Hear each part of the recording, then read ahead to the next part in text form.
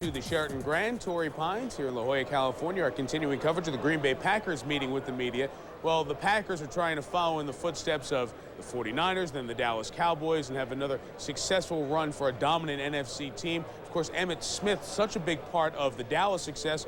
There's an Emmitt Smith connection to this game. Who is it? Sal Paolantonio has the answer. Sal?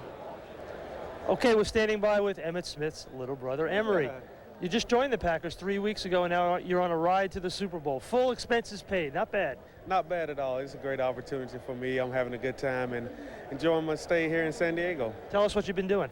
Just going to the zoo, just hanging out, basically looking at the city of San Diego, enjoying the view over the nice Torrey Pines golf course and things like that, having a good time. Much of a golfer?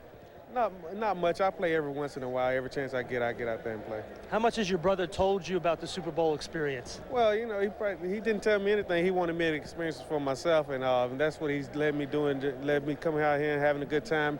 I'm actually having a pretty good time. This is a lot of media. I've never seen this many media before, and all the attention, all the hype it's fun. You must get tired of saying Emmitt Smith's little brother. Don't you get tired of that? I don't get tired of it, but it's going to be there. It's not a problem that I can't handle. So, growing up all my life, I've been his younger brother, and I don't mind being his younger brother. He's a great person, and but hopefully one day I can make a name for myself, and that's what I'm trying to do here in Green Bay. How many years do you think your brother's got left? Really don't know as many years as he has left. I mean, he has the love for the game, and how many other years he wants to. I'm pushing by his side all the way. I'm sure he wants to get back to another Super Bowl. Oh, most definitely. This was such a disappointing season for them this year, and he's really hurt by the way the season ended. But I know him next year. Coming in this offseason, he's going to work hard and he's going to try to get the team the best back to the top. Good luck, Emery, in your career. Thank you. Let's go back to Mike Tirico. Sal, thanks. Emery Smith, one of the 5 players on the Packers practice squad. Another guy who you might know or recognize if you're a college football fan on that list, Kyle Wahos, the former quarterback at USC, who is now a wide receiver, has been converted over by the Green Bay Packers. For those of you on ESPN2, we're going to be leaving you with a reminder that same time, so the Broncos and the Packers, their media conferences tomorrow. Last time the players meet with the media, we'll have them simulcast from ESPN News on to ESPN2. So we'll see you for that. And, of course, SportsCenter coverage continues throughout the week. And tomorrow night, Super Bowl Live starts with 3 nights of coverage from the NFL experience. For those of you watching on the Deuce, stay tuned. The last day of the Winter X Games with Chris McHenry and Chris Fowler is coming up next. Enjoy that, and so long from San Diego. I'm sure if it ever happens.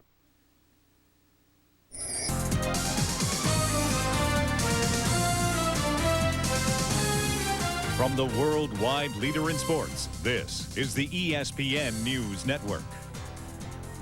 And hello, everybody. Welcome to the ESPN News Network. My name is Chuck Garfien. Yesterday was Media Day for Super Bowl 32 in San Diego. Today, not exactly Media Day, but still plenty of talking going on. Now they're in La Jolla, California. Mike Tirico is there for all the press conference information you all need. Take it away, Mike.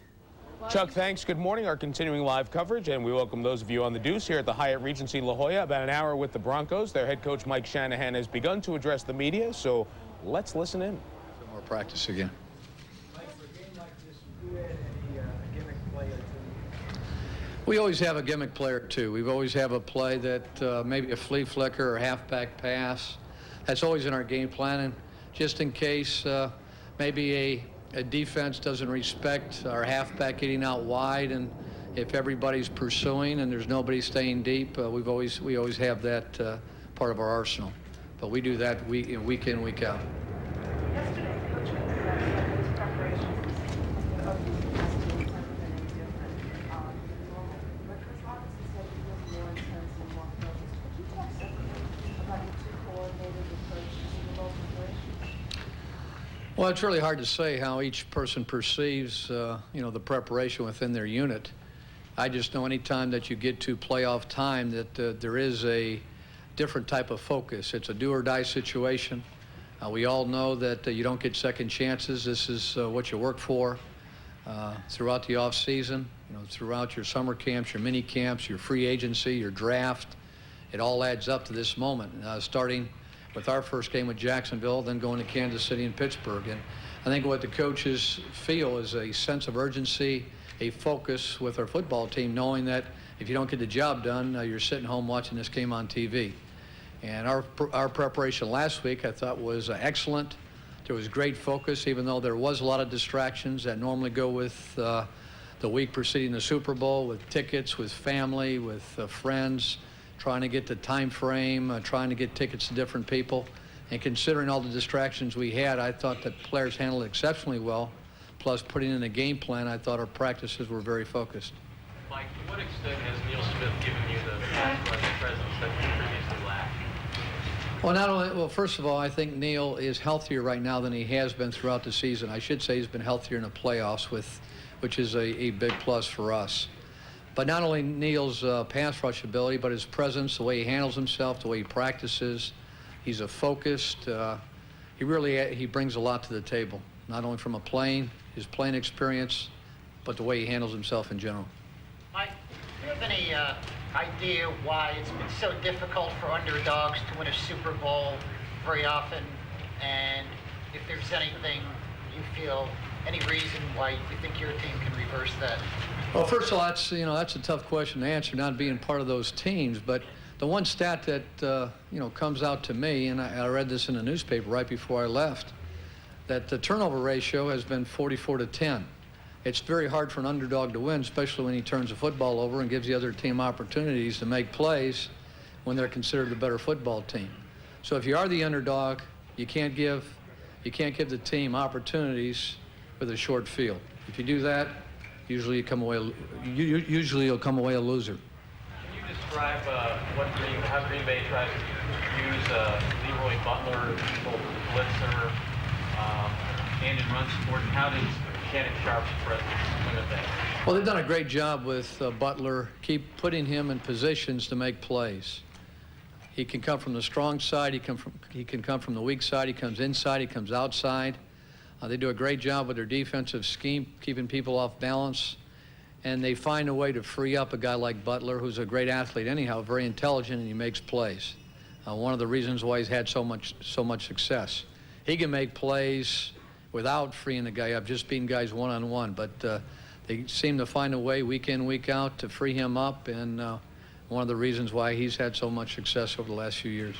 Mike, who are the major influences in your career that you think helped get you here? I think I've been very fortunate. I've been on the Division II level, Division I AA level. I've coached at some Division I programs like University of Florida, Oklahoma, University of Minnesota, and of course in the NFL, being with Denver and the Raiders and San Francisco and coming back to Denver, I've had a chance to be around a lot of different people, and I've learned a lot of different have learned a lot from those people, different ideas, different philosophies, and I think when you're able to experience that and at the same time have some success, you kind of engulf a lot of different information, and you kind of use your personality to go on and implement those things that you think are important as a head football coach. Mike, how did you change, you think, as a head coach since your first experience back in the Raiders? And number two, what would you like the players to say about you if they were asked what kind of coaches Mike Shannon? Well, number one, my first experience with the Raiders, I was in the NFL for 4 years and had not played in the NFL and had not coached in the NFL. And I got the head coaching job when I was 35 years old, and I left the head coaching ranks when I was 36 years old. So my experience wasn't long lasted. But I think you grow. My experience in the last 10 years as an assistant with Denver, as well as the 49ers, and coming back as a head coach at Denver, I've just matured. I'm a lot more comfortable with who I am, a lot more comfortable with the systems, offense, defensive systems within the NFL, and it's a growth. And the second thing relative to how players feel about me, I think you have to ask those players. I think it's very important as a head football coach or as an assistant football coach, you got to be yourself. You have to do things that you feel are the right way to do things. And sometimes you're going to be labeled, maybe a little bit on this side, a little bit on that side. It really doesn't matter. You got one job, and that's trying to get you've got one job, and that's trying to get that job done. And a lot of people do it a lot of different ways. Mike, how would you compare the Brett Favre with the early John Elway? I think they're very comparable, to be honest with you. When I take a look at Brett, I look at his strength. I look at his explosiveness, and what I mean by explosiveness is ability to break tackles. His arm strength, to me, is very similar to John's. When I first got in the league, John could throw the ball 80 yards I was fortunate enough to have Brett Favre in the Pro Bowl one time, and there's no question he can throw it 80 yards. He can throw it right through a wall. And, you know, the big difference is, I shouldn't say a big difference, but a difference is, you know, Brett has, you know, a supporting cast to go along with his great athletic ability, and one of the reasons why they've won like they've won. You know, they can dominate. He's a great player. Mike, can you talk about how you diffuse the emotions on your team following the Romanowski incident? Well, you know, it was a situation that I wasn't even aware of what happened during the game. I wasn't aware of what happened after the game. Bill Romanowski, I had, my wife called me the next day. She said, hey, did you hear what happened? That's the first time I was even aware of what happened. And she told me what happened during the game. And usually when your wife calls, you know, usually you at least pride yourself on, from a head football coach, knowing what goes on before you get a call for your wife. So that was a little embarrassing to start with. But shortly thereafter, Bill Romanowski called me. He said, Coach, he said, did you hear? I said, yeah. He said, hey, I apologize. Not only apologize to you and Mr. Bolin, but the whole organization. I did something I wasn't very proud of. And what should I do? And I said, hey, I'm not sure what you should do. I know the first thing you should do is apologize to J.J. Stokes. And he said, well, I've already done that. I've talked to my agent. I'm trying to get in contact with him right now. And he said, I want to apologize to the football team, because that's not the Denver Broncos, and that's not what we've worked for as an organization, to have us presented in that way. And so we did address it with the team. I addressed it with the team. Bill apologized, and heck, we went on from there. How much did it help you get some veteran leadership in the locker room to sort of quell things? Well, I think anytime you have little problems, they can become big problems if you don't address them. So what we tried to do is address that problem and let the players talk about it. We talked about it as a coaching staff. And then after we addressed it and people knew where different people were coming from, we didn't have a problem anymore. If anything, it made us stronger as a football team, and we went from there. But definitely veteran leadership helps. Mike, every head coach seems to be a disciple of the previous coach. Who would be your disciple? I mean, who would you attribute as being the guy you learned the most from? I think what helped me in my coaching career the most was my 3 years that I spent in San Francisco. And not only from learning it wasn't a different offensive philosophy, because it was a very similar philosophy, but from an organization standpoint, I was fortunate enough that after my first year in San Francisco, that I had an opportunity to come back to the Denver Broncos. I didn't feel like it was the right time and place after my first year at San Francisco. And when I did decide to stay, Carmen Policy told me there that they would let me get involved with some of the inside information that went on with free agency, that went on with contract negotiations. And not only did I get to grow from a football coaching standpoint, but also from the interactions that go on within an organization outside the football so-called envelope. So I really believe that helped me. Why wasn't it the right time? Well, at that time, you know, there was controversy. Dan Reeves, you know, he was a head football coach and had done a great job throughout his career. There was questions when I left, after I left. You know, the question was brought up, you know, hey, there's questions that you scripted plays. Well, when Dan called me in his office, what Dan said to me, he says, hey, Mike, he said, you know, you're a guy that's got to run the offense, and I'm a guy that really wants to run the offense. He said, I think it's best that we separate. And then all of a sudden, after I left, there's all kind of rumors that circulated about scripting plays and those type of things. So it really kind of got blown out of proportion. And then all of a sudden, when Dan Reeves got fired, and if I would have came back the next year, I said, hey, this is just not right for me. I said, first of all, it's hard enough to win with everybody going in the same direction. And come in that atmosphere a year later, after there was some tough times after I left, I just didn't feel comfortable with it. So I said, hey, the best thing for me to do, first of all, I enjoy what I'm doing. I enjoy the organization, the 49ers. I enjoy being offensive coordinator. If I get the job done, there will be other opportunities. And right now, I didn't feel Denver was the right opportunity. Mike, how would you describe your demeanor this week? Are you loose? Are you a little tight? Well, I'll be honest with you. I'm probably a little bit more loose, even though it's probably hard for a lot of people out there to understand that, than I normally am, because we've got a lot of the workload out of the way. It's much easier once you put in your game plan and your hours are, you know, you're going 18, 19 hours a day last week in preparation for this week.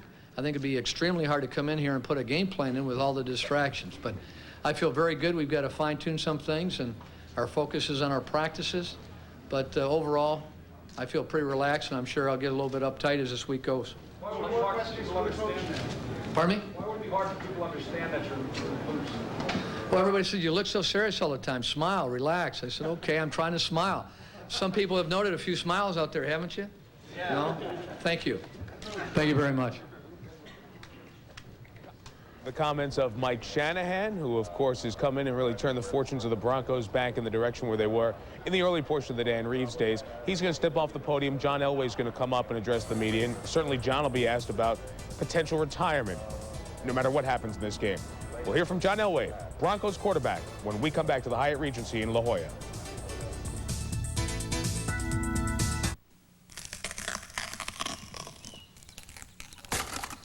Sal, you have more of an update on the story we started reporting yesterday. John Gruden, the new head coach of the Oakland Raiders. Well, John Gruden, the Eagles' offensive coordinator, is in Oakland. He's waiting for his deal to be finalized with Al Davis and the Raiders. I'm told by league sources that the deal is finalized and they just got to sign it. And he'll be the next coach of the Oakland Raiders. Could be a press conference Friday, could be one on Monday. Also, the offensive line coach for the Eagles, Bill Callahan, is in Oakland and will join John on the staff. As you know, there were some reports out there yesterday that Emmitt Thomas, the Eagles defensive coordinator, would join Gruden in Oakland. What happened was he was set to go. His wife was very, very excited about going back to the West Coast. Emmitt was ready to go, and at the last minute, Ray Rhodes, the head coach of the Eagles, got to Emmitt and asked him to stay, and he did it for Rhodes' sake. So Emmitt Thomas will not go, but John Gruden will be the next head coach of the Raiders. Okay, Sal, and that, of course, will impact the Denver Broncos in looking into next year and where they are in their division, the AFC West with Kansas City, and the potential of Oakland is always a big factor. There's John Elway, Broncos quarterback, at the podium. Let's listen into his comments this morning. Is that fair? Do you see that as far as being an uptight team? No, I don't. I think that, excuse me, it's been that way all year for us. I mean, we've had guards at our other facility, making sure nobody was spying and those type of things. So, I mean, especially with the way you look where we're practicing, the last thing we want to do is, you know, give anybody a chance to see what we're going to do before we do it. So, you don't get many chances to get to this position, so I think that you do the best you could at this point to make sure you have the best chance to win. So I don't look at that as paranoia at all. John, what's your take on Marcus Larry? Does he amaze you that he can play at this level with a body that's always breaking down? Yeah, he just, you know, he's it's amazing his pain threshold and things that he's done as far as, you know, with all the different surgeries that he's had and his ability to come back. I mean, he was back 5 weeks after he had back surgery, and I think last year he had 4 or 5 knee surgeries during the year. So, yeah, it's amazing. It almost gets to the point where you worry a little bit about him just because you want him to, football's going to end someday. You want to be able to walk and do those type of things when football's over. John, very through the temperament over the past 2 weeks. It's a pretty good game, but he's also been in this situation before as a player. What do you think of his temperament? Has he been more intense? No, I think Gary's one of those guys that kind of stays pretty even-keeled at all times, no matter what the situation is. And, you know, having been his roommate for 9 years and then seeing him in this position, I think that, you know, Gary doesn't change a whole lot. He's, like I said, pretty even-keeled. So he's still the same old Gary and doing the things that, you know, he needs to do. So I haven't seen a lot of change, you know. John, are there specific plays or moments that you recall from the previous Super Bowls where you thought, well, this isn't going to go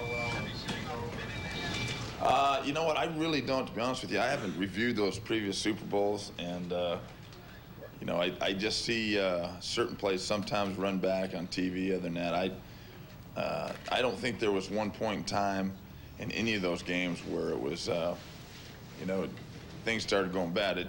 Each one of those, it continually got, the steamroller just started earlier. I mean, the first game, you know, the Giants, we were in the game until halftime. In the second half, they dominated, you know, and then the Redskins started dominating in the second quarter, and then the 49ers dominated before kickoff. John, how does this Denver defense compare with those that you had in earlier Super Bowls?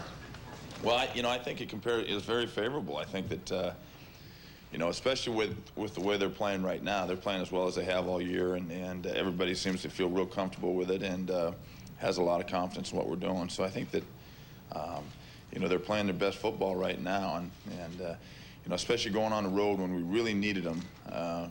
In the 2 playoff games in Kansas City and Pittsburgh, they really played well and kept us in the football games. John, how well do you know Brett? How well I know? I know him pretty well. Got to spend a fair amount of time with him in the offseason, not so much the last couple years, but before that, I spent a lot of time, especially when we have the different meetings and golf tournaments and those type of things. Guys kind of migrate to certain people, and he was one of those guys I migrated to. Now, you said the 49ers dominated before the kickoff. Do you have any sense of this happening here? No. I think that we're glad to be here, but I think that, we feel like this is the best team we've ever brought here. So, I think defensively and then offensively, it's the most balanced we've ever had. And, we really feel like if we go out and play our football game that, we're not going to be allowed any mistakes, and we're not going to be able to turn the ball over and those type of things. But we feel pretty good about the situation we're in. Have you had any premonitions about this game? You always have those, I think, but you just hope that they're right. So they're all good, but I think that the bottom line is you can't look at the outcome and worry about the outcome. You got to kind of start at the first play and kind of take it from there. So I've really tried to guard against from those premonitions and what I would like to see happen. John, what about Leroy Butler's problems he presents? How good is he, and how versatile is he? Well, he's a big key to their defense, and Fritz does a great job getting him in positions to make plays, and he's a guy that is very intelligent, knows the game of football, and has the ability to make those big plays. And so he's a key to their defense, one of the keys to their defense, and the fact that, because he is intelligent and knows the game, they can do a lot of different things with him, and they've done that all year. So he's definitely a guy we've got to concern ourselves with.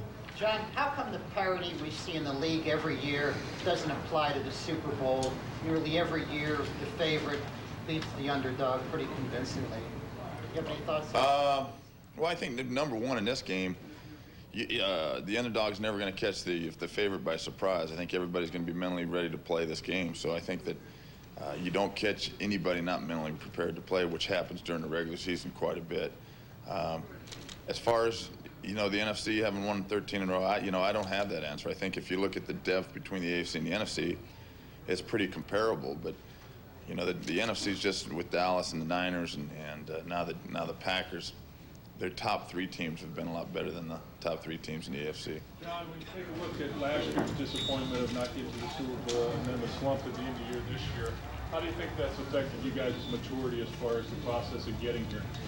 Well, I think last year's loss helped us quite a bit. I think that it was a real shock because we had a great year last year and we were 12-1 at one time and really had everything wrapped up after the 13th week. And I think we lost our edge, and then, going to the playoffs and getting beat at home by Jacksonville with the home field advantage, I think was a big shocker for everybody, and that's something that was used, we used this year going in to this season. And then, at the end of the year when we lost 2 in a row to Pittsburgh and San Francisco on the road, I think it was, everybody kind of regained their focus. And I think we got to that point in time, week 14, week 15, and everybody was tired and kind of beat up and lost the focus of what our goal really was, and that's to get back to the Super Bowl and win it. And we were able to come out of that and start playing our best football. John, what did you tell the team specifically after the Romanowski incident? It was one of those things that had a chance to really blossom into a big problem. And I think that Bill had apologized. He was regretful for what he did. He didn't mean to do that. And from my point of view in Denver, everybody was trying to turn it into a racial deal and really a big deal. And Bill had done everything that he could to apologize, and he realized he made a mistake. And all I said is, hey, Bill he's apologized, and it's over. There's nothing else Bill can do to try to take that back. We've got to accept that, understand that. Whether you agree with it or not, you probably don't agree with what he did, but you got to accept his apology because he is a teammate, and this is not going to get in our way to you know, for us to complete our goal as far as, you know, being world champs. So at that point in time, I just said, hey, don't talk about it anymore. It'll go away, and it has. John, how aware are you when Reggie White is on the field, especially in light of the game he played last Super Bowl? You know, he's been a great player for a long time, and he's still playing at that level. So, you know, they've got so many guys on that defensive side that, you know, that are great players that you really can't concentrate on one guy. I feel, you know, we've got a great right tackle in Tony Jones, and it's going to be a battle, and he's got his hands full with Reggie. But, you know, you got to look at him as a whole, and you can't start concentrating on one thing, because if you're looking at Reggie, then you got Gilbert, and then you got Butler, then you got Robinson, you got Evans out of corner. So I mean, it goes on and on to where you can't concentrate on one of them.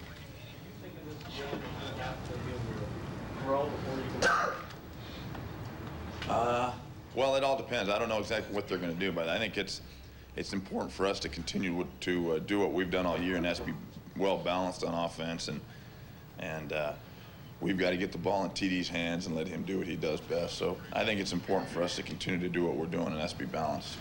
John, how do you make sure that you go through this week so your energy level and focus is peaking on Sunday rather than too early? Because, you know, that 2-week gap is a long time. How do you deal with that? Well, that's one of the tough things. I think that, you know, everybody was really ready to play when we got here. And there's no question you've got to harness that back a little bit.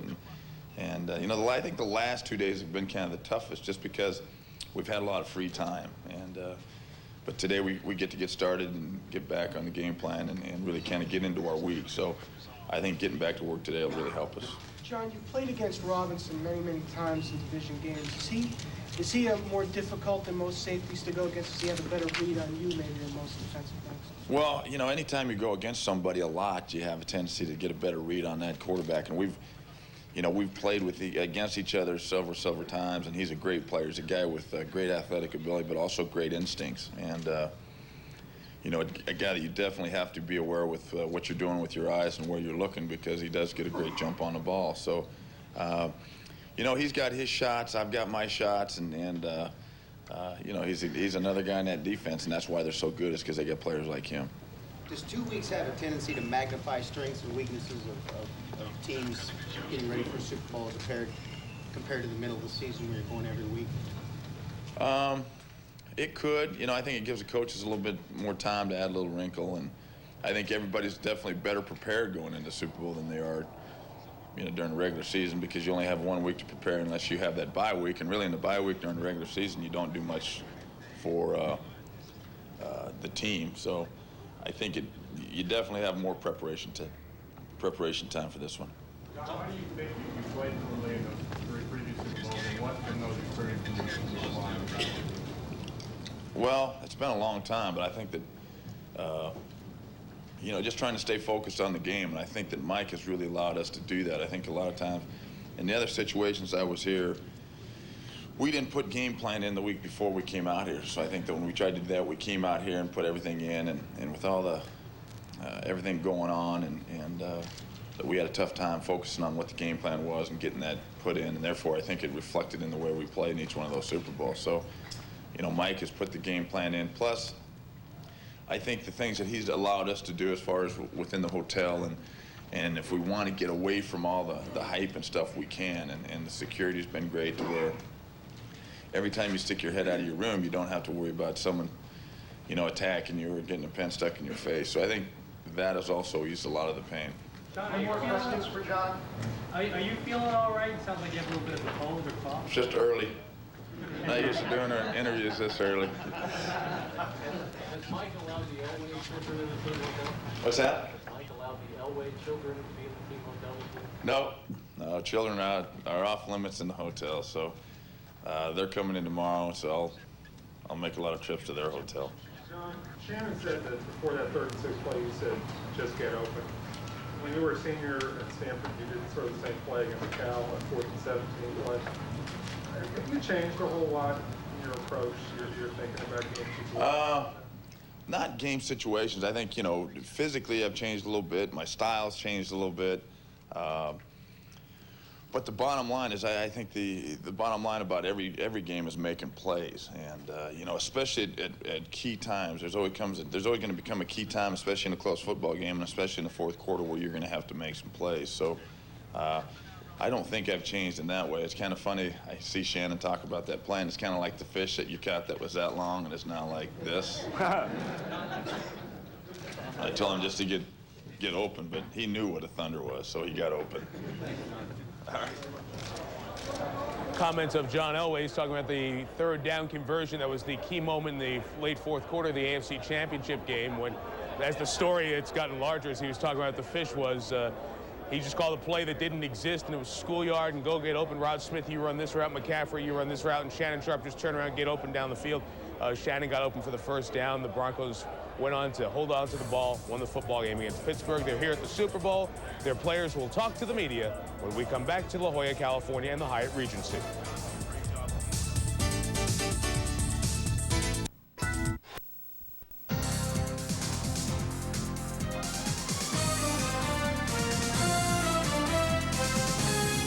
From the worldwide leader in sports, this is the ESPN News Network. And a special welcome to our viewers on ESPN2 as we continue our live coverage of Super Bowl 32 from Qualcomm Stadium, Jack Murphy Field in San Diego, California. The media, after being fed a very fine lunch, by the way, of eggs and pineapple and other good stuff, coming back to conduct interviews with the Green Bay Packers after talking to the Denver Broncos for more than an hour. There are some of the Packers. The Packers showed up on time and the sun was out for them. It was cloudy and the Broncos were late. I don't know if you believe in omens, but we pass along the facts for you to make decisions. Mike Tirico, good to have you with us here. For the next hour, you'll hear from Reggie White, Brett Favre, Dorsey Levens, Mike Holmgren, all the big-name Green Bay Packers about their quest to become yet another team to repeat as Super Bowl champions and add a fourth title in Titletown. The Packers will start our coverage of their press conferences with Reggie White. He was such a big story last year, finally getting to a Super Bowl. Now he's looking for a second championship, and let's listen into number 92. I'm not even thinking about that right now. I'm thinking only about Sunday. So, you know, I mean, when that time comes, then I'll talk about it. How intense are the practices going to be between now and then? They'll be real intense because we got to get prepared. I mean, it can't be a thing where we can just mess around here. We got to come here and get ready to play the game Sunday. Go on, Gabe. What? Go on. Go get your. All right, man. Cool. Reggie, what's different this time being here as opposed to last year for you? What's different? The city's bigger. You know, everything is not closed in. You know, so, you know, and plus I think we know a little bit of what to expect. Reggie, for years, Deacon Jones has been claiming he was the sack leader. This year, without any hoopla, you passed him, and he even admits that at this point. Does that make you feel like you climbed that hidden summit? That you're actually officially number one, and nobody can claim it? I think what Deacon will tell you in a minute, and I mean, you know, I know exactly Deacon's approach, but I think one thing that Deacon said to me a few years ago, I met him in Madison. I told him, I said, Deacon, I said, I want to get your record. You know, even though it's not official, you had a record. And Deacon showed me his big hands, and he said, you see a ring on my finger? He said, really, those records don't mean a thing unless you win it all. So, you know, we had a chance to win one. That means more to me than anything. But now you've got both. Well, I mean, it's great to have both, but it'd be great to have two of these. Go on, Keith. Reg, can you talk about a little bit about what Sherman Lewis is going through, just having to play in these last two Super Bowls, watching jaws being filled and basically being left out of the mix again? I think it's just totally unfair. I mean, and it's not a knock against any coaches that used to be in the league or any coaches that are being considered right now for a job. I mean, John Gruden coached here, and John is an excellent person, an excellent coach. But John don't have the experience that a Fritz Sherman or a Sherman Lewis has. And to be honest with you, I'm having a hard time understanding it, and it makes you all around lose respect, you know, for some teams. I mean, when you got qualified coaches that can coach, I'm sure if Sherman Lewis was white, he'd have been considered for a job. And that's not to try to start a race issue or anything, but if we don't want to start a race issue, let's not make it a race issue and give guys a chance. I mean, I see now coaches coming back who were fired, but you don't see Art Shell being considered a job when, you know, and he was fired. So, you know, it's just, it don't make sense to me. me in a fight? Do I think I can beat you in the fight?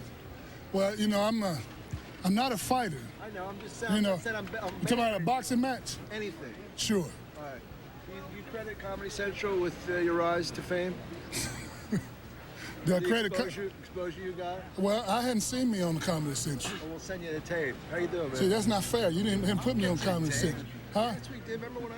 Yeah, you did that, but that was the only thing on there. We'll get you the tape. You know what you got to do is spring for cable, man. Get a cable station. Thanks. Good to see you. All right, good to see you. Love the shirt. Reg, you talked about... on the green and yellow jersey, you've seen this team develop into a championship team. Could you speak a little bit about the changes over the years and the makeup of this championship team? Well, you know, I mean, I said last year, I mean, I don't think overall the credit has been given. When I came here 5 years ago, I said that I thought this team had a chance to win. I was going to go where God wanted me to go, and I got mocked by a lot of you guys for doing that. And now that I'm here, no one wants to admit, okay, maybe God did talk to Reggie White. You know, maybe he did have a personal communication with God. And, you know, and some of you may question and say, well, you know, God don't have nothing to do with victories and losses, but one thing I know something that God does have something to do with is his name being honored. And if this gives us an opportunity and a platform for his name to be honored, we're going to do it. I mean, we're only doing what they do in the Near East. When a man kills another man in someone else's family, they can hold a grudge for generations. And as those generations pass, if that man and his family on down the line want that to be eliminated from him so that his life can be spared, he'll go to the family and ask the guy for a pardon and for mercy. If he gives him mercy, he'll go get some of his friends and go to the village and spread the good news as he's been pardoned by this family. And in the process of telling them that he's been pardoned by this family, he goes and asks the people to come and meet the man who has pardoned him. That's what I want to do. I want to let the people know, come and meet the man and get to know the man that pardoned me for my sins and for my wrongdoings. And that's why I have to talk about Jesus. I mean, it's in me, it's embedded in me, and if people take offense to it, that's fine, but I know what God has done for me, and I have to tell people about it. Some of the comments of Reggie White, who very often has been asked about religion and football. How can you see in the same package the peacefulness of religion and the violence of football? And Reggie's answered that question several times. We apologize for having... That's why the media day has become, in some respects, a bit of a joke when you have media organizations that are not covering the game, but you know, like Comedy Central and things like that. Not to say anything poorly about their work, but people are here to cover a football game, and things like that kind of get in the way from time to time. You heard the reference to the questions about Sherm Lewis, the African-American offensive coordinator of the Green Bay Packers. News today, Chris Mortensen reporting that it's a done deal. John Gruden, the Philadelphia Eagles offensive coordinator, as Reggie mentioned, a former assistant with the Packers, will become the next head coach of the Oakland Raiders. And there are some black coaches and assistants who have privately talked about a class action discrimination lawsuit. That story in the New York Times today, but I think they see that there's not much to gain from something like that, and that may just be idle chatter, at least for now. Let's hear more about Super Bowl 32 from number 4, looking for a second straight Super Bowl. Here's Brett Favre. So there's a lot of things that go into what the defense is doing and how they're blitzing. They're blitzing a lot right now, and they're doing it very well. So that's something we have to be concerned about this week. Could you describe what runs through your mind when you leave the pocket and you know it's time for you to create something? Well, if I leave the pocket, first thing I'm thinking is to go deep and try to get a touchdown or a big play, and then I'll work from deep to short. I don't know how the quarterbacks approach it. Some, just look for the quickest dump off. When I'm out of the pocket, I'm looking for the biggest play possible. Brett, as much as you want to win this game, do you appreciate the way people look at John Elway saying, this might be this guy's last year? Yeah, I do, because I've known John now for 6 years since I've been playing in Green Bay, and I've gotten a good chance to be around him outside of the game and play golf with him, and I've really grown to like him as a person, and always knew him as a player before I met the guy and how good he was, and obviously the comebacks and the victories and Super Bowls. And I've told people a million times, if I was not playing this game, I would be pulling for John. So I can see why when I pick up USA Today that there's a story about John Elway and how people are writing in and stuff and saying they're pulling for him. That's okay.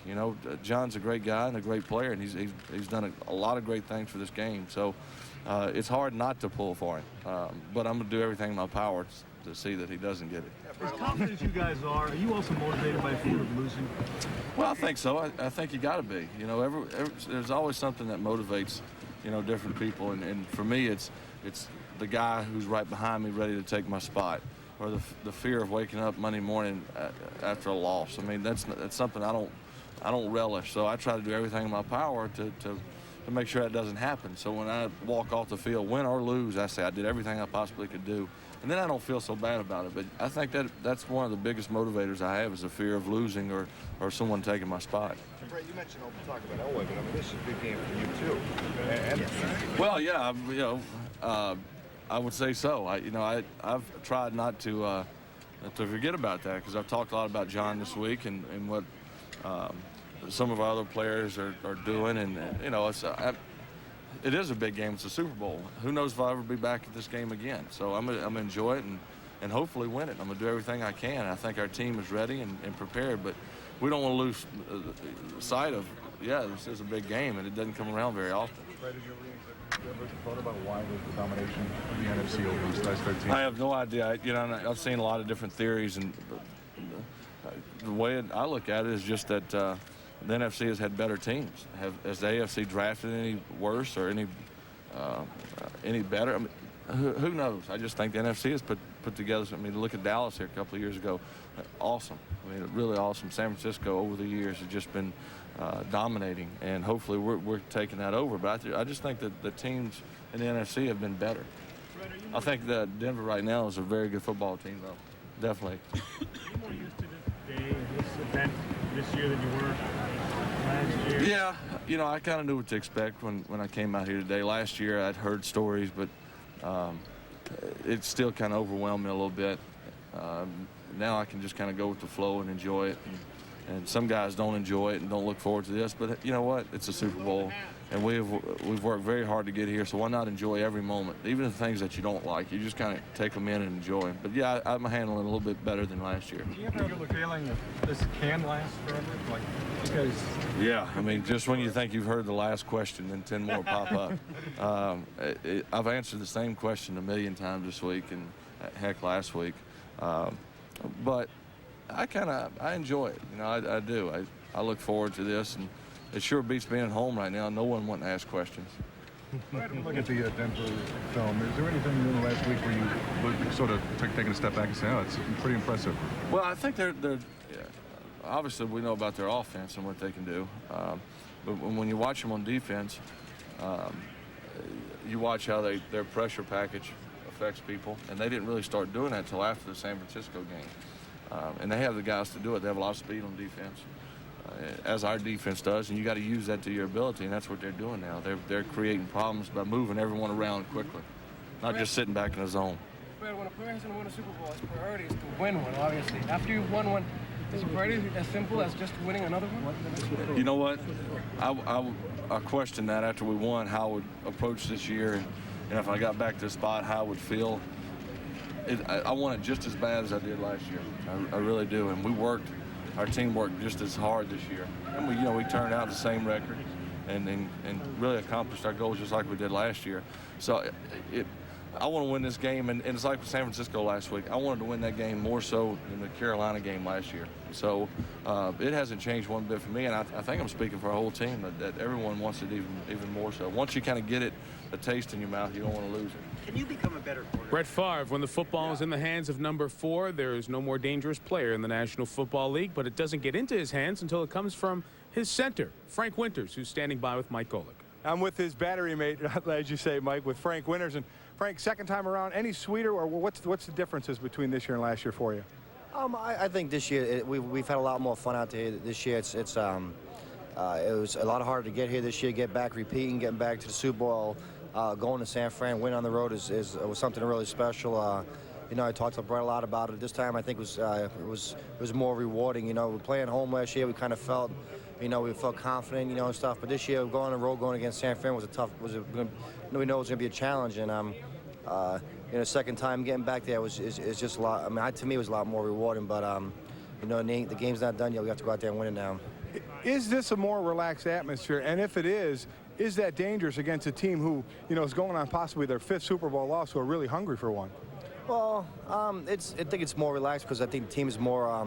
We know we've been there last year. We went through this last year. It was more of a situation last year, just of getting there. This year, we know we accomplished. We won last year, and now we're going to go out there and we're going to have fun. We came here. We're going to work hard. It's a business trip.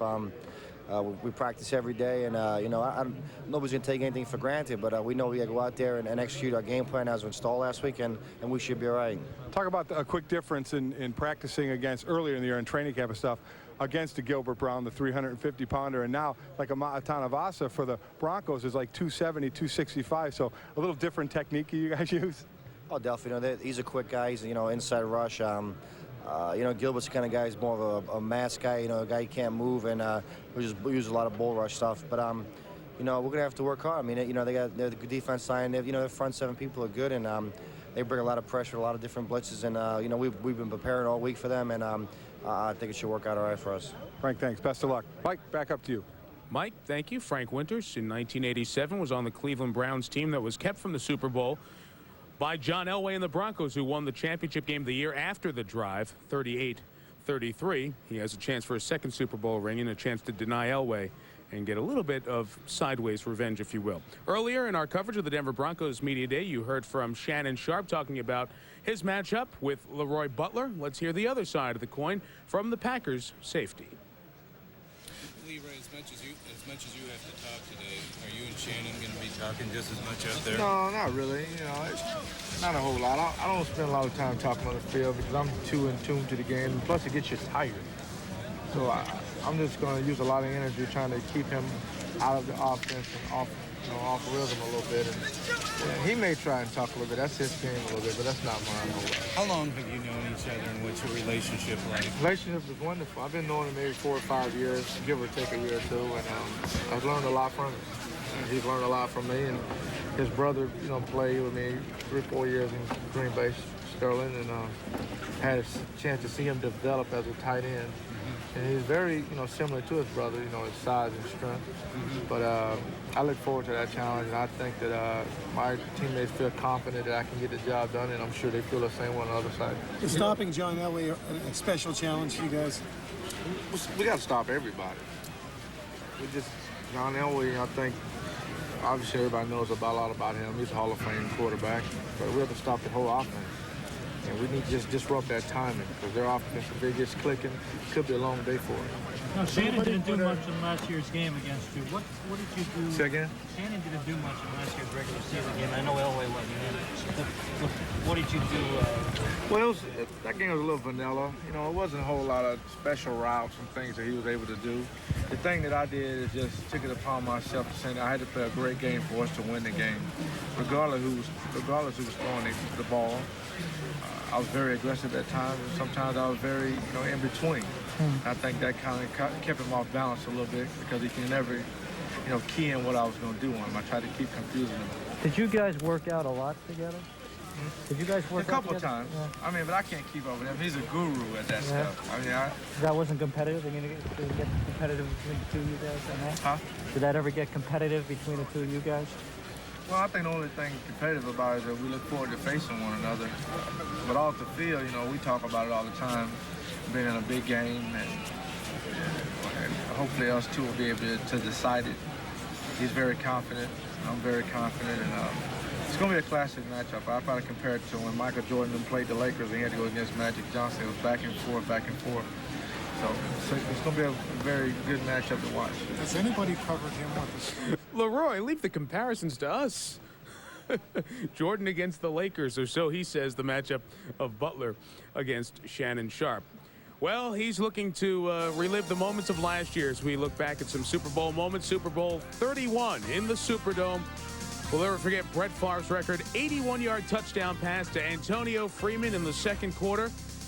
The earlier touchdown to Andre Rison, another electric moment, and then as Bill Parcells' Patriots got close, just after they scored to get within a touchdown of the Green Bay Packers in the third quarter, Desmond Howard, now with the Oakland Raiders, 99-yard kickoff return to answer the Curtis Martin touchdown near the end of the third quarter, and the Packers won their third Super Bowl. We'll be back at Media Day in a minute.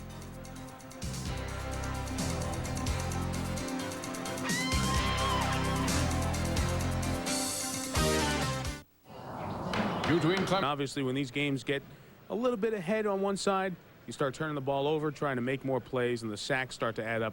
Any number you look at is awful for the AFC in these 13 consecutive losses. Well, Don Beebe's been on both sides. 3 times a member of the playing Super Bowl Buffalo Bills that lost, but he won it last year at the Green Bay Packers. Will he play this year? He's standing by with Sal Paolantonio. Standing by here with Don Beebe, number 6 Super Bowl? Yes, 6. You going to make it with that hamstring? What's happening? Right now it looks pretty good. I practiced yesterday. I'll do it again today. And if it makes it through the week, I should be fine. Where do they slot you in? 4th wide receiver or maybe return kicks or whatever? Yeah, probably the 4th as it stands right now. Kick return, I'm not sure because everything is so up in the air. You know, it's kind of hard to count on me right now. And but we're hoping that I can make it through the week and then, you know, make that game time determination. And I'm sure you're just begging Mike Holmgren to make you active for this game. Well, yeah, I told him, I said, even if I can't go and I do re-injure the hamstring, I'm begging him just to dress, you know, because I'd like to dress out. I'm not sure where I will play another year or not, so that's all up in the air. And if I don't, I would like to be in uniform my last game. Good luck to you. You bet. Thanks, Sal. 6 Super Bowls for Don Beebe. He hopes. Back to you. Sal, just to clear it up, Don Beebe did not play in Super Bowl 25. He broke the fibula in his leg, blocking for Thurman Thomas. It was John Offerdahl of the Miami Dolphins who rolled up on that leg, broke it. After playing a good chunk of the 90 season for the Bills, he was inactive for the Super Bowl. So it's his 6th Super Bowl team he's been on, active for 4 of them, inactive for 1, TBA for this Super Bowl 32. That decision belongs to Mike Holmgren. Let's listen in to the coach of the Green Bay Packers. If you get tired, you're more vulnerable to injury. And but at the same time, I recognize the fact for big people like Gilbert, it's hard. It's hard for those guys they're never going to be small. They've never been small. And it's hard for them to lose weight. But yeah, we give him parameters. We don't have a weight clause in his contract, but every player on our team has a parameters and what we'd like him to weigh according to our strength and conditioning coach. Mike, how does your offense differ significantly from the Bill Walsh offense originally? Well, I think probably the 4 areas. One, we run more I formation right now. We screen more than we did in San Francisco when I was there. We use more personnel substitutions, different personnel groupings, and then we probably mess with formations just a little bit more than Bill did. But philosophically, you know, we're trying to get similar things done within the framework of the changes that we've implemented there. Mike, more about your personality. What do you do when you're not at the game, when you're not studying film, your spare time? For relaxation, I like to ride my motorcycle. I enjoy outdoor sports. We have a cabin in Santa Cruz and enjoy the ocean and like to ski. I used to surf. Too old now. People have some pretty wild ideas about the NFC domination in the last 13 Super Bowls. Some people say it's a cycle. Some people say it's a jinx. What are your thoughts? I've been asked that question probably 100 times, and I honestly don't have a good answer. I believe when you have interleague play during the season, I think maybe the AFC has an edge there. I'm not sure someone knows that, but it's very close. And when it comes to the Super Bowl, you know, there have been a couple of occasions that string could have been broken. I was involved in a game when we played Cincinnati in 1988. It was a very close game. Well, Cincinnati wins that game, there's no streak. Buffalo, if they kick the field goal against the Giants, there's no streak. It just has happened. And I don't know if, you know, coaches are mentioned, players are mentioned, offensive line, running game, defenses, weather. You talk to 10 different people and you'll have 10 different theories. I don't have a good one. Do you think it ends up having any kind of psychological impact on players, you know, that the AFC, these guys come in and they say, gee, we haven't won. NFC comes in with more confidence because they have won. Is it factor in at all psychologically? You know, in the 2 years we've been involved, I haven't noticed it. They don't talk, they don't talk about things like that.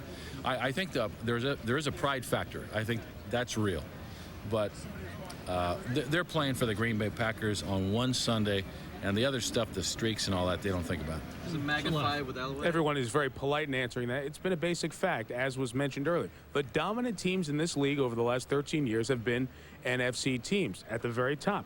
a strong middle pack from the AFC. That's why you see teams other than Buffalo, good teams that show up, but the NFC has been the dominant top of the division in the National Football League. One of the reasons, ability to run the ball effectively in the playoffs. Dorsey Levens and Edgar Bennett, their tasks were supposed to be split this year, but the injury in the first preseason game to Bennett meant Levens had to carry the entire load, and he was able to do that and then some, really exceeding expectations, thus putting him in the spotlight as a free agent coming next year.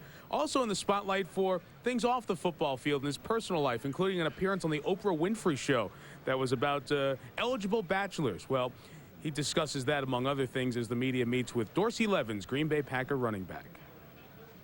How much attention did the Oprah appearance bring you? A whole bunch. Thousands of letters everywhere I go. People say, I saw you on Oprah. I'm still looking for a date. Can I go out with you? And it's like, it's not what I was looking for. Did you get it? Why did you go on? Because it was an opportunity. I mean, my agent said, do you want to go on Oprah? And I was like, well, what is it for? I don't want to go out there and some girl comes out and goes, well, she says she's got 4 of your kids, and, you know, kind of like that whole Ricky Lake thing. So I was kind of skeptical at first, but, you know, Oprah, she has a classy show. It's not like Jerry Springer or Sally Jesse, you know. So I was like, you know, why not? And I heard the subject. I was single. I mean, true love is cool, but it wasn't on the top of my priority list. And some people kind of believe everything they read and hear on TV. And that wasn't, I mean, give me a break. How many calls did you get since that happened? I got about 1,000 letters, and my voicemail stays full at the stadium. How many of those did you read yourself? I read most of them. I mean, I probably shouldn't say this, but as a fourth-year player, our offense doesn't change a whole lot, so I kind of pull them out in meetings and kind of read through them, pass them around to the fellas. What was the weirdest letter you received? Most of the letters were pretty decent. I didn't get into anything crazy, anything raunchy, anything like that. Everything was pretty cool. All the women were pretty much classy. How hard of a time did you get in the locker room? I would imagine that might have been the hardest. Yeah, I got a real hard time about it, and I'm still getting a hard time about it. You know what I mean? Because I still, you know, whenever we travel, I get messages from women who saw the show. You know, they're leaving cards or flowers or balloons at the front desk. So I guess until it all dies down, I won't hear the last of it from my teammates. What kind of things do they say to you? They're the right woman. You know, I don't want your money. I don't care about your fame. I don't know anything about football. Just let me take you out to dinner, or we can just be friends. I learned a lot of pickup lines. Women have a lot of pretty good pickup lines from reading all those letters. You think they'll increase now since you're going to be a free agent? I hope not. I hope not. No. I mean, I found somebody, though. Somebody I met before Oprah. So I'm off the market. Now you're off the market. Yeah, I'm off the market. But you're still reading those letters. What does she think of that? Well, she doesn't care. She knows what time it is. She knows what my heart is. Dorsey, this comes down to you. Some of the comments of Dorsey Levens, a long way from Nottingham High School in Syracuse. He went to Notre Dame, then to Georgia Tech. Wasn't happy at Notre Dame, found a home at Georgia Tech. Was hanging around on the Packers roster and contributed more last year, and due to the injury to Edgar Bennett has come on to have a fabulous year. And with the salary cap going up because of the new TV deal, free agency should reward. We welcome you back to San Diego, as you can tell, as we are here live at Super Bowl 32 Media Day, 8:33 Pacific Time, 11:33 Eastern. What are we doing, a morning show here? The Broncos are a couple of minutes late. It is a cloudy, overcast day. We had a little bit of rain overnight. The long-range forecast on into the weekend is warming and dry. Temperatures over the weekend in the 70s. So it looks like the conditions will be great. And El Nino will be a spectator and not a participant in Super Bowl 32. As I mentioned, 3 of my ESPN colleagues are here to help us cover Super Bowl Media Day. Let's start and visit with them on the field. First, here's Leslie Visser. Hi, Leslie. Hey, Mike, as you said, we're waiting for the Broncos to arrive. So I have positioned myself in front of Shannon Sharp's podium, and I'm going to get the lowdown on what that family is. Sterling got to a Super Bowl.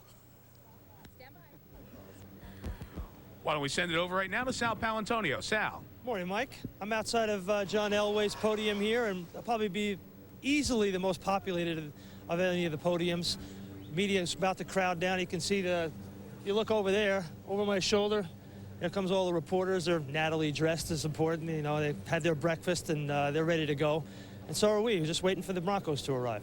Sal has proven that you can clean up some of the writers and make them look like good-looking TV guys, and former linemen as well, like Mike Golick. Now, Mike, I want you to snuff out the Broncos' offensive linemen because they say they're going to keep that vow of silence to some extent, and I think we need another lineman to kind of loosen them up today. Oh, they're definitely going to talk, Mike, and I really do enjoy covering the Super Bowl. It just reminds me of my 10 futile years where I never got close to this game. That's why I get to work with you lovely people so I can finally get to it. But this offensive line, no doubt we'll talk to them because I know they get fined if they talk, but I've got the great equalizer for any lineman in the NFL. I got some food, and I will bait them with the food, so we'll talk to the old lineman. Okay, Michael, thank you, Sal and Leslie as well, and we'll visit with you in a little bit. If you don't know the background of the story, the Denver Broncos offensive line really adapted last year this policy where they're not going to speak. They're going to let their actions on the field do the talking, and Terrell Davis's stats do plenty of talking. But because everyone has to speak at Media Day, the NFL has threatened to fine the players if they didn't fully participate in the question and answer session with the media. We expect them to talk, although it could be a little bit of fun along the way here during our hour with the Broncos. Well, we'll be looking back at some of the Super Bowl memories as we join you for Media Day here with the Broncos and the Packers. Not great memories for the Broncos. Those are later, but let's talk about the last time the game was played here in San Diego, Super Bowl 22. John Elway to Ricky Nattiel, a 56-yard touchdown pass on the first play from scrimmage. Maybe the Broncos' futility was going to go by the boards, but not to be. Doug Williams, the greatest quarter in Super Bowl history, to Ricky Sanders, an 80-yard touchdown pass on the first play of that record-setting second quarter. And then Timmy Smith, the man who came from nowhere to Super Bowl history, this touchdown, part of the Broncos' 42-10 loss to the Washington Redskins 10 years ago here in Super Bowl 22. John Elway trying to avenge the memories of the last visit in the Super Bowl in this stadium. He'll be speaking with the media when the Broncos arrive in a few minutes, and we'll be back right after this. Problems coming up, but yesterday there was a slight story called Coptergate around here. KFMB, which is Channel 8 in San Diego, the CBS affiliate, got a new news helicopter. Like everybody in Southern California who does local news, they wanted to show it off. Well, they put it over the Denver Broncos practice facility and taped some of the Broncos running their plays during their first practice at the Chargers facility. Obviously, Mike Shanahan was upset with that. The NFL threatened to pull the credentials of that TV station if they did not destroy the videotapes.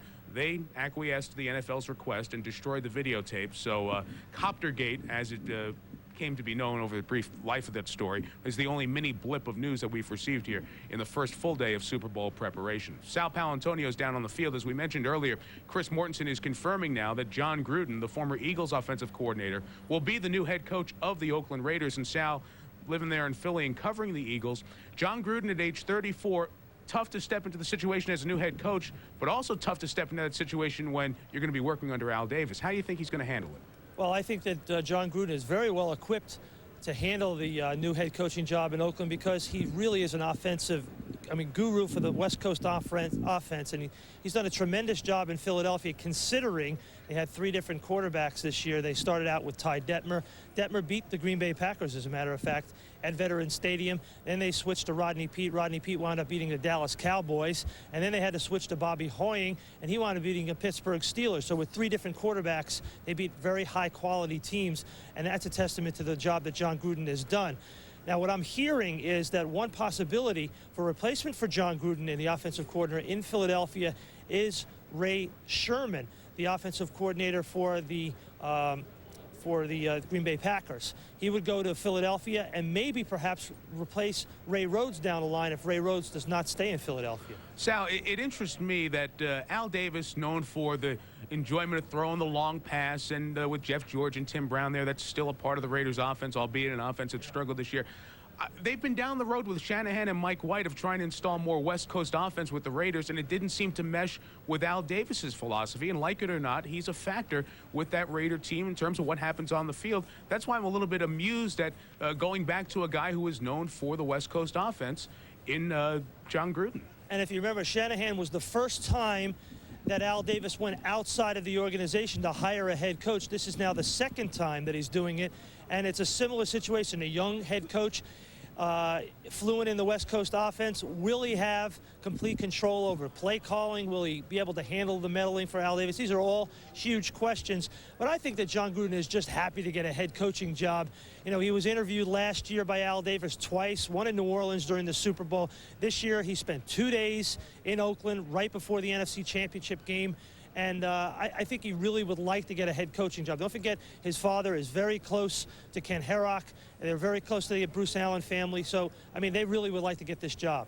Okay, Sal, thank you very much. That's an interesting sidebar, I think, that you'll hear throughout the rest of Super Bowl week and maybe beyond that. And there was a story to this, related to this in the New York Times this morning about African-American assistant coaches not getting the opportunity to become head coaches. And Sherm Lewis's name is going to come up once again as John Gruden, age 34, coordinator who hasn't seen a team go anywhere in the postseason, will get a head coaching job before a guy like Sherm Lewis, with 3 African-American coaches in the NFL. And Paul Tagliabue meeting with the African-American assistants last year and said that's an important thing that has to be furthered in this league. It's not happening here again, and it'll be interesting to see how much of an outcry comes up out of this. Well, we're waiting for the Denver Broncos to arrive, but one man who has arrived and is on the scene is, well, the sod god, as he's known, George Toma, NFL field specialist. He's done wonders with poor field conditions, and whenever you have a Super Bowl and George Toma's around, you know the field's going to be in great shape. A little damp here today. He's checking it out here at Jack Murphy Field in San Diego to make sure it's in great shape for Sunday and Super Bowl 32. Mike Shanahan has arrived, I do believe, and he's standing by with Sal Paolantonio. Sal? Mike, this is your first media day. Welcome. Well, thank you. Feel like I've been here before. I mean, head coach, going through all this week, what's it been like for you? Well, it's been pretty hectic, but we've had it well organized. Really impressed with the people in our organization, the way they've handled the distractions, and we're getting a lot done. What do you expect here for Media Day? What kind of questions do you expect from us? Same questions I've had the last 2 days. You know, we've had a media session for about 20 minutes each day that we've been here, so that's been 2 full sessions. And pretty generic, but people interested in what we're doing. Tell us about what happened yesterday with the helicopter over the practice. Were you surprised that happened to you guys? No, because it's happened before, and you'd like to get a lot of that out of the way on Monday.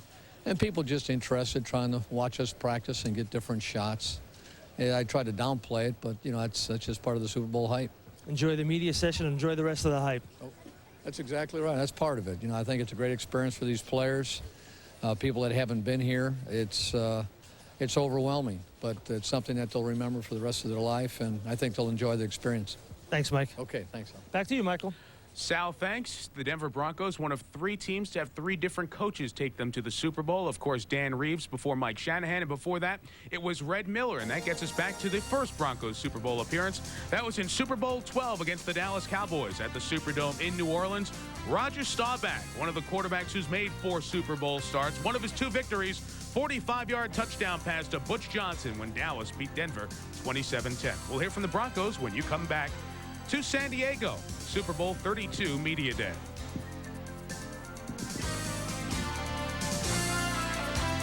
Imagine a place where anything is possible. Howard Griffith, one of the many players who has adopted over the last 4 or 5 years the bring your own camera and record Media Day. Terrell Davis doing the exact same thing. Howard Griffith's recording some stuff that you'll see over the weekend on ESPN's NFL Countdown. Terrell Davis, big story here this week. He's from the San Diego area. His high school is retiring his jersey later today and having a big ceremony. He said he wants to get that family stuff and the hometown stuff out of the way today and then focus on the Super Bowl. Terrell Davis, who's had a tremendous rushing season. It's always interesting to watch the players who will not get interviewed, because they get interviewed because no one wants to talk to them or has any reason to talk to them. And to watch those guys mill around during the day. And for the players who haven't experienced this, and we showed you, that's about 75% of the Broncos roster, this is a whole new experience. And when the Chargers were in their first Super Bowl a couple of years ago, and the Pats, it's always one of the fun things for us to observe. Well, let's go listen in to Terrell Davis and his comments on Media Day. I mean, I can't sit there and talk about our game plan. That's between our team right now, and I guess you have to wait and see what we do on Sunday. Are you confident with that? Oh, no doubt. I'm always positive and confident about the game plan that Mike installs, and that's really half the battle, just to go out there and for them to install the game plan. And I definitely feel confident in the game plan that Mike has prepared for us, and we're ready to do this. Your numbers are obvious. From a running back's point of view, what's a fullback do for you? What does Howard Griffith do to you? That guy right there? Hey, I call him the human plow. I mean, You talking about me? Yeah, I'm talking about you, homeboy. Hey, well, let me get this on tape. Get this on time. Let's answer Howard, that question one more time. Hey, Howard, you complete me, homeboy. Give a little out to the little man. I can't say enough about the guy. I mean, unselfish player, all he wants to do is block and open the holes up for me. And I guess he loves to see me succeed, and the type of yards and the recognition I get, obviously, I mean, it's a direct reflection on him. Is his role just to take on like line, just make the first guy, take on the first guy? Well, he knows his job, and obviously that's to pretty much take on the big backers. And he's had his hands full for quite some time now. And he's done an excellent job throughout the playoffs, regular season. And I remember the first time early in the season, I knew that was going to be the start of a beautiful relationship. What was it like before him? Before he came to the team? Well, we had Aaron here. We had another back that was great, just like Howard. So, I mean, to have Howard come in there and do the things that he's doing, it's been terrific, obviously. You know, everybody's saying you're the difference between the Broncos teams of past. Right. For me personally? Yeah. No, I don't feel any pressure. Again, I'm gonna approach this game like I approach every other game in the season. And to me, it's definitely an important game, but same token, I'm not gonna get caught up until how big of a game it is. I'm gonna go out there and play my type of game and prepare the same way I've been preparing all year, and hopefully, good things will happen. Terrell, your pass-run mix this year has really gotten you guys to where you are. You've been able to keep defenses off balance. Green Bay's got a great rush defense, but they got some experienced people in the secondary. What must you guys do early in the ball game to keep the football? Really, just do what we're asked to do. Like I said, I think that we have a great game plan going into the game, and just do what we're asked to do. Just do the fundamental things that it requires for us to hold the ball, catch the ball, block, then obviously run. So I mean, I can't tell you exactly what we're going to do. 100-yard game, something that's in your mind for this ball game for you to win? No, I'm not looking at the yardage wise. I mean, I've had 100-yard games when we've lost, so I'm not looking at that as a key. I'm just looking at us doing the little things that we've been doing all through the playoffs. You got dinged up a little bit toward the end of the season. Feeling okay? Yeah, I feel pretty good. Any lingering problems? Well, I think I'm not going to totally be healed until the season's over with. But I think at this point, I'm probably as good as I'm going to get. I mean, I think my injuries are where I can play, and I think I can play 100%. Again, for wear anything over the ribs? Game time decision, but probably not. You feel even more pumped up playing here, or are you going to be more pumped up? Hopefully, I don't get too pumped up. I don't want to get too, like I said, I don't want to get too excited and caught up into my surroundings and sit there and use a lot of energy that I'm going to need on the field. So. Can Cowboy ask you a question? Yeah, Cowboy, you don't know what team you're from, man. What team you supporting? I'm in the middle. You're in the middle, all right. Ask a question. Tyrell, who do you think gonna win? That's what I want to know. Who do I think's gonna win the game? I mean, I'm probably a little biased right now, a little partial toward the Broncos, so. That makes two of them. That's why I'm like. Oh, okay. Tyrell. He wanted to take you, and he couldn't convince Ron Wolf to do it. You know what? The funny thing about that is that's where I thought I was going. Had I been drafted early enough, or had I not been drafted by the Broncos, I thought that the Packers may have picked me up because I talked to them extensively.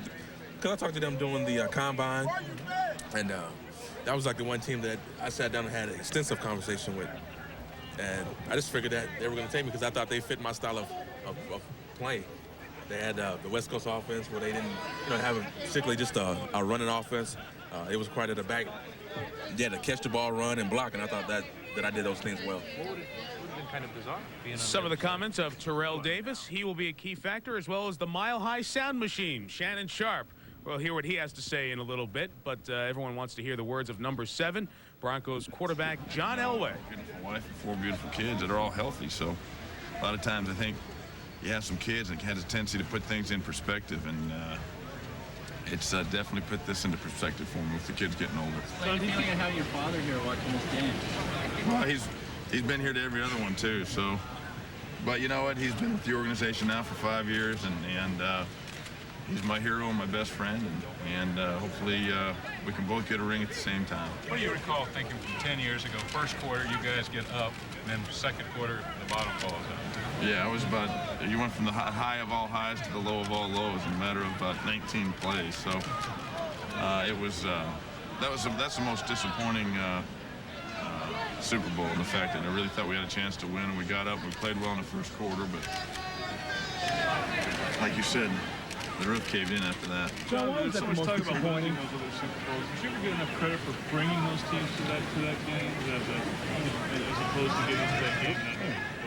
Well, I think that's kind of one of the negatives about playing in this game is the fact that if you don't win it, there's really a kind of a stigma that goes along with it, and I think that the teams that get here don't get the credit, and you know how hard it is to get here. So, but that's the way it is, and so I mean you just realize that and realize that there's upsides and downsides to getting here. I mean, do you take a lot of satisfaction knowing that without your play, those teams would not have gotten here?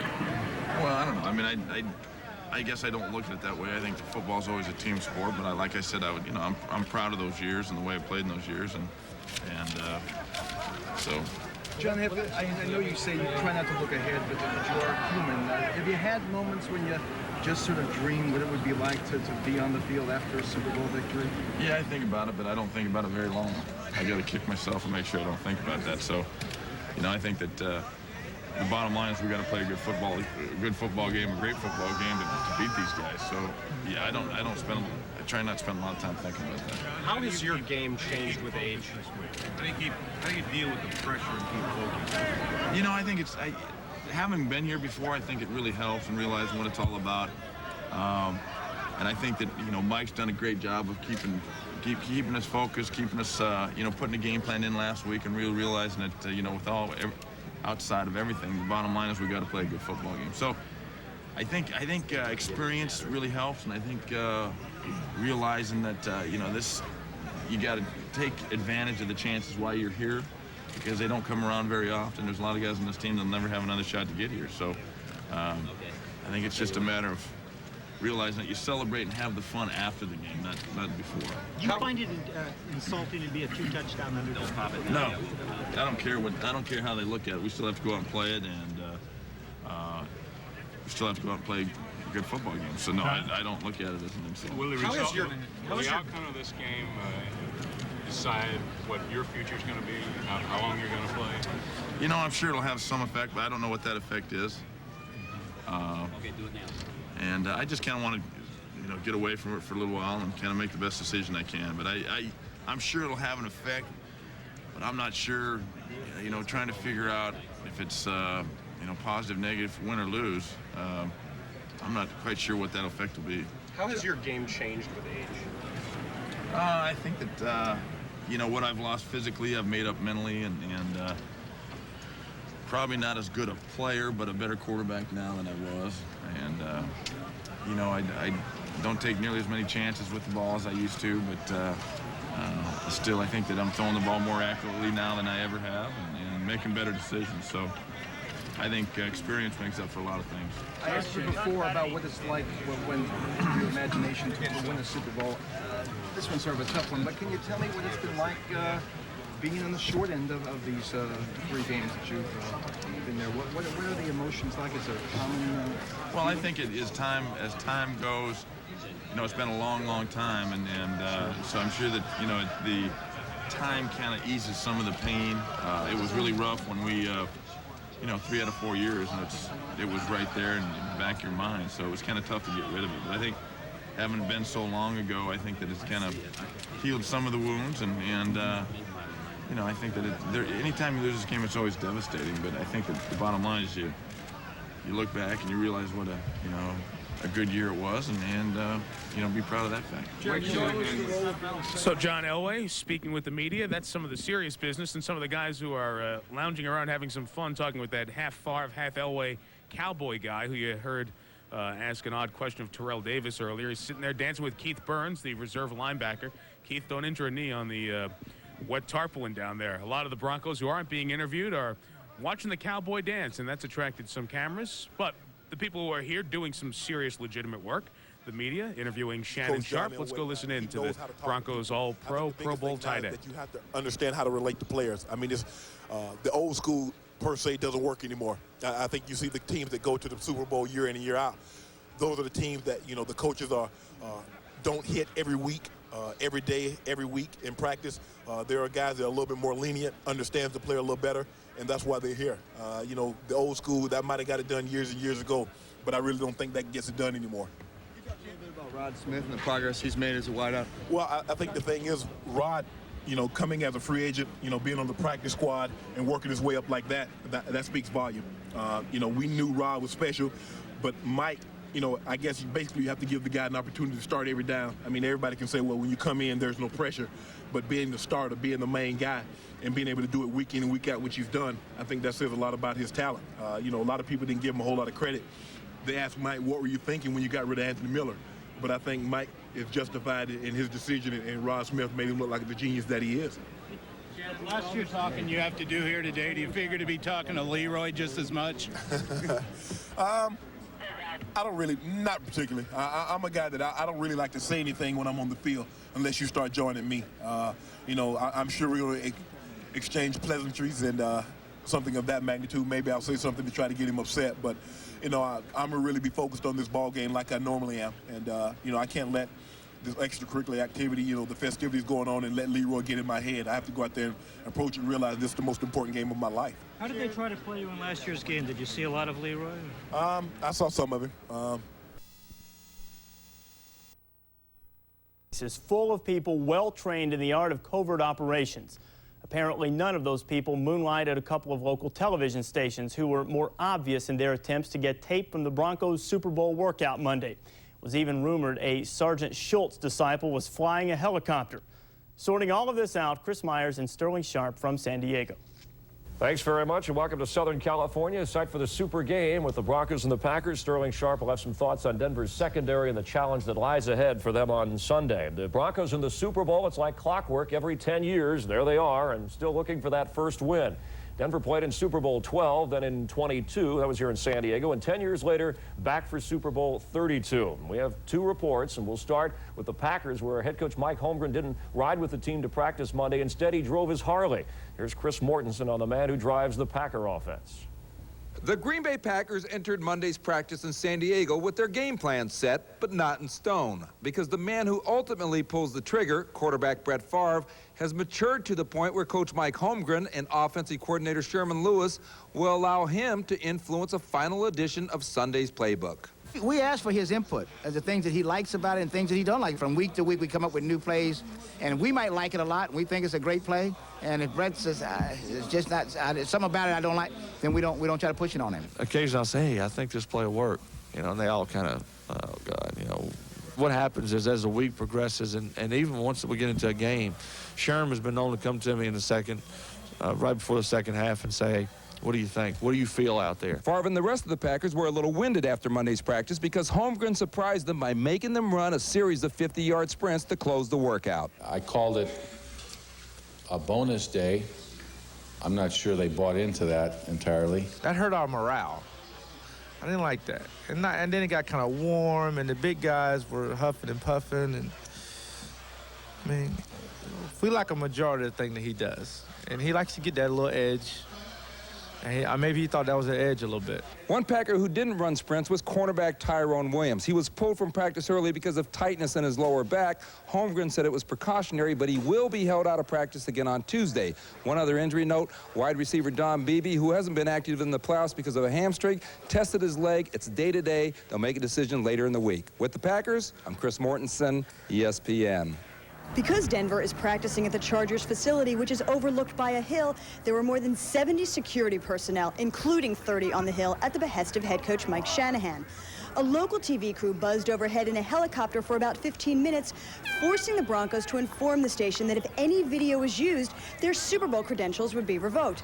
But are they sure it was a local TV crew? Yeah, flying that helicopter was fun. I really... Oh. I heard about it. I know nothing about it.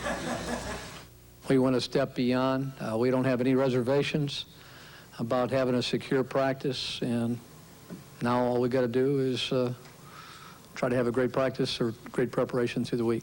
We noticed all the security people. We said, was there going to be snipers here or something? But it was good. I don't know if it's all needed, but I'm glad to have it. I thought the president was here or something like that, but I guess when you're playing in the Super Bowl, security is heightened. Do you feel particularly safe out there now? I feel real safe, right? On the field, the major challenge for the Denver secondary is facing Antonio Freeman and Robert Brooks, the Packers' pair of 1,000-yard receivers. That makes it very difficult on us because we can't double one guy. So we want to just try and play it even on both sides of the ball. And when you get opportunities, just to make tackles after the play. That's the key, not to give up any big plays. You know you can't stop those guys for 0 catches and 0 yards. But when they make a catch, you want to minimize the run after the catch. You know, they've made some great plays after they caught the ball. Tuesday is an off day for the Broncos players, unlike the Packers who are practicing. Shanahan says this is because he wants to maintain the normalcy of the work week, although some of the players say this isn't a typical week. And the challenge will be staying mentally focused, especially when some guys say they're already anxious to play. With the Broncos, I'm Andrea Kramer, ESPN. All right, thanks. And Sterling, how about Mike Shanahan giving this team a day off, biggest game of their lives on Sunday? And I question because I care, but is this such a good idea? It's standard operating procedure, Chris, first of all, for them, because they had Tuesday off all year long, whereas Mike Holmgren, they've had Tuesday off, but at the Super Bowl, he likes to work throughout the week. Andrea mentioned the secondary of Denver. They rank 5th in the NFL in coverage during the year. They have a great challenge ahead. How effective and what will determine how effective they will be on Sunday? I mean, I think you have to look no farther than the Denver Broncos front four. If they're allowed to get pressure, that makes it harder for Brett Favre to find holes in the defense and throw passes like he did in the championship game against San Francisco. The quick rhythm passing game, if the front four is getting there, this is not an opportunity for Antonio Freeman to make this catch, get yards after the catch, get the touchdown. I think the Denver Broncos secondary must cover. I think if they're going to play bump and run, what they got to do, they have to get a bump on. You saw Marquez Pope didn't get the bump on. The front four, if they're allowed to get pressure and not have to use the blitz all the time, they should be okay. When I talked to Robert Brooks, he said expect to see more of Dorsey Levens than to see the ball in the air. That's what the Packer offense is thinking at this stage of the game. Along with Sterling Sharp, Chris Myers, hope you're enjoying ESPN's continuing coverage of Super Bowl 32 as we come to you from the Port of San Diego's Embarcadero Park. We return now to our studios on the East Coast. All right, thanks, Chris. She faltered in the opening. I'm never doing cat fence again.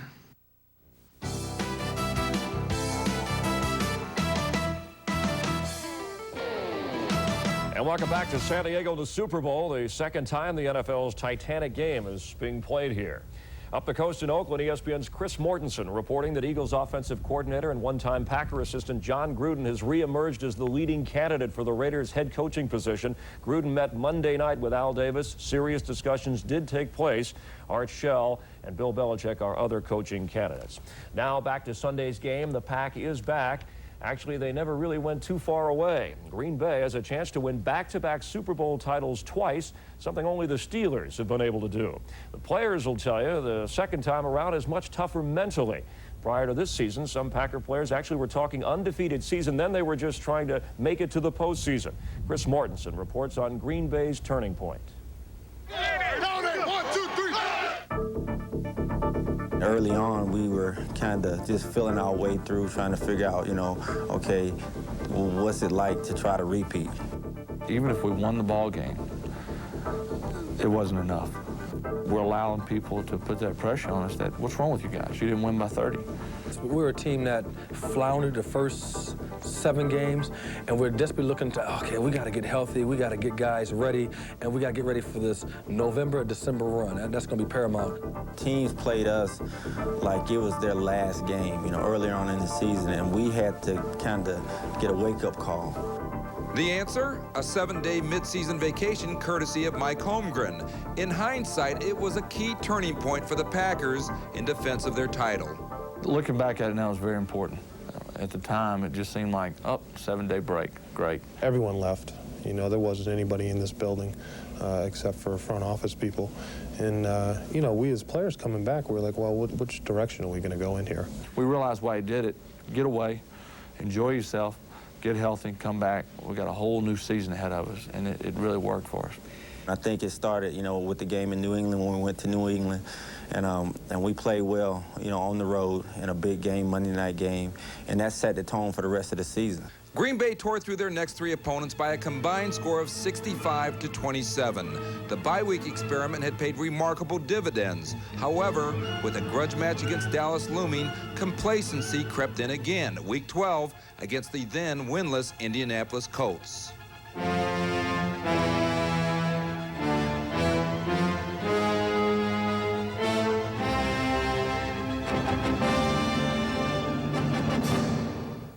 Our team did not handle that. we thought we'd go in and just beat them, just because we were the Green Bay Packers. I think right then we were playing so well, you thought you can just walk out on the field and beat a team that hadn't won a game.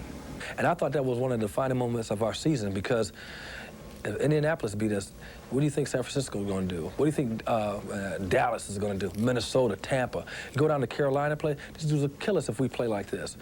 Our name would be mud. That was when we kind of made our turnaround and say, hey, we're going back to the Super Bowl, and that's the bottom line. No matter how we do it, we're just going to get back to the Super Bowl. We realized we were not quite as good as we thought we were, and we haven't lost since. So that may have been the most important game of the year for us. Here's what's happened since that game. Green Bay has won 7 straight. The Packer defense allowing a mere 12 points a game and just an average of 82 yards rushing. We're joined by Sterling Sharp, and the Packers secondary has not allowed since that game a touchdown pass in 31 consecutive quarters. So what would you point to as the biggest difference? I look at Fritz Shermer's defensive changes, going to a 3-4 defense and bringing pressure. And when you bring pressure out of the blitz, what you do is put your corners on an island. Tyrone Williams, a great play right here against Terry Glenn in the end zone. They're allowed to believe in what they see and go get the football. Doug Evans on the other side, the veteran, believes in the front four, going to be able to get there. When they bring that pressure, you have to come up with turnovers and reward those guys for coming after and putting pressure on the quarterback to make him throw errant passes. When you put pressure, Fritz Shermer's defensive scheme, the one thing that you get is you get quarterbacks that are not sure where they're throwing the ball, not sure where their guys are going to be, cornerbacks making big plays. Sounds a bit awkward with a John Elway team to say they got here running the ball, but Terrell Davis, again, 100 yards in each of the playoff games, but that's how they got here. Is that the game plan for Denver going into Sunday's game? Most definitely. I think running the football, and they have to dictate down and distance and not let the Green Bay Packer defense do that. If they can dictate down and distance to the Green Bay defense, they're going to be in pretty good shape. All right, Tuesday, media day, and the Broncos will go first, and we'll have to answer questions about possibly becoming the NFL's first franchise to lose 5 times in the Super Bowl. Along with Sterling Sharp, Chris Myers here in San Diego. Hope you're enjoying ESPN's continuing coverage of Super Bowl 32 with the Packers and the Broncos, and we return you now back east to our studios back there. All right, coming up, with his strained stomach muscle, could Michael Chang gut one out in the Australian Open? Back in this hemisphere, Stefan and the Tea Puppies ran it right up the gut against the Clippers. Next, new or used vehicle from Park Place.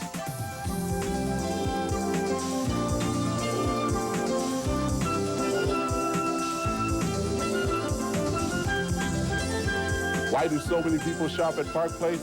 If you want it, we've got it. Selection, price, people who care. We'll treat you right. Park Place Pontiac Cadillac GMC. Northside, 50th and O Street, Lincoln. Yes, I'm here in the same old spot every year about this time. 'Tis the season for fish, you know. For 30 years, I've eaten fish about every way you can imagine. Oh, help me break the habit. Announcing new Baja Fish Fajitas from Amigos. A breaded whitefish wrapped in a soft tortilla. I've seen the light. Go for the food, go for the fun, go for Amigos. Today, you can choose from over 40 different luxury nameplates. We can't make the choice for you, but we can narrow it down.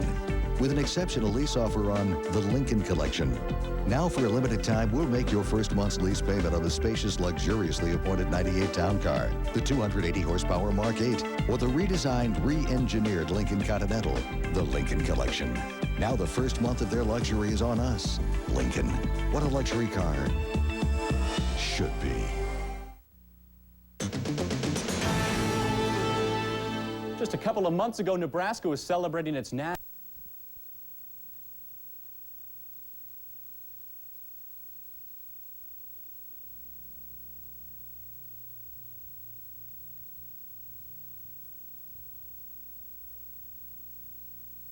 Storm came to a triumphant conclusion.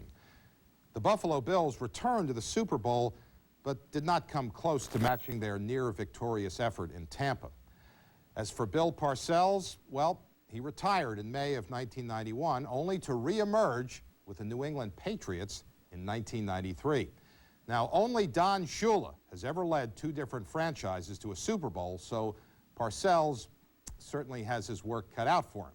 But whatever he does or doesn't accomplish in New England, he will always have the legacy of winning what was the greatest Super Bowl of all time, a game that was played the way all Super Bowls should be played.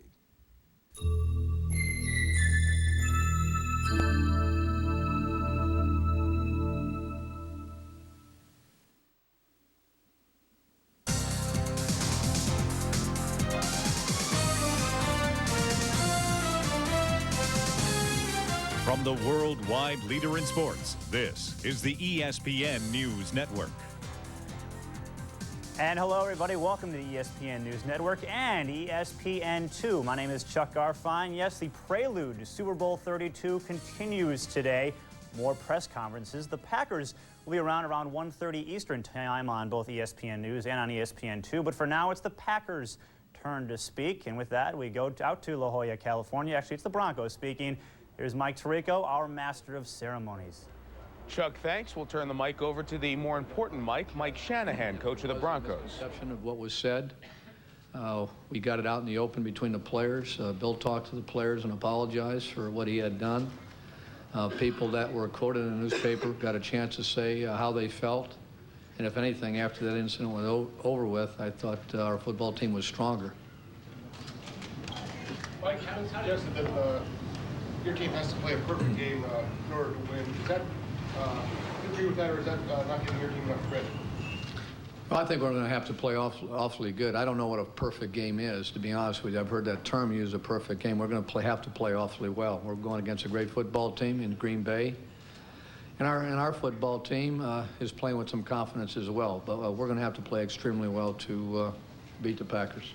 How did John Elway's arm injury change his perspective on this chance? I'm sorry, can you say that again? How did John's arm injury, that scare during Mexico City, change his perspective on this Super Bowl chance, do you think?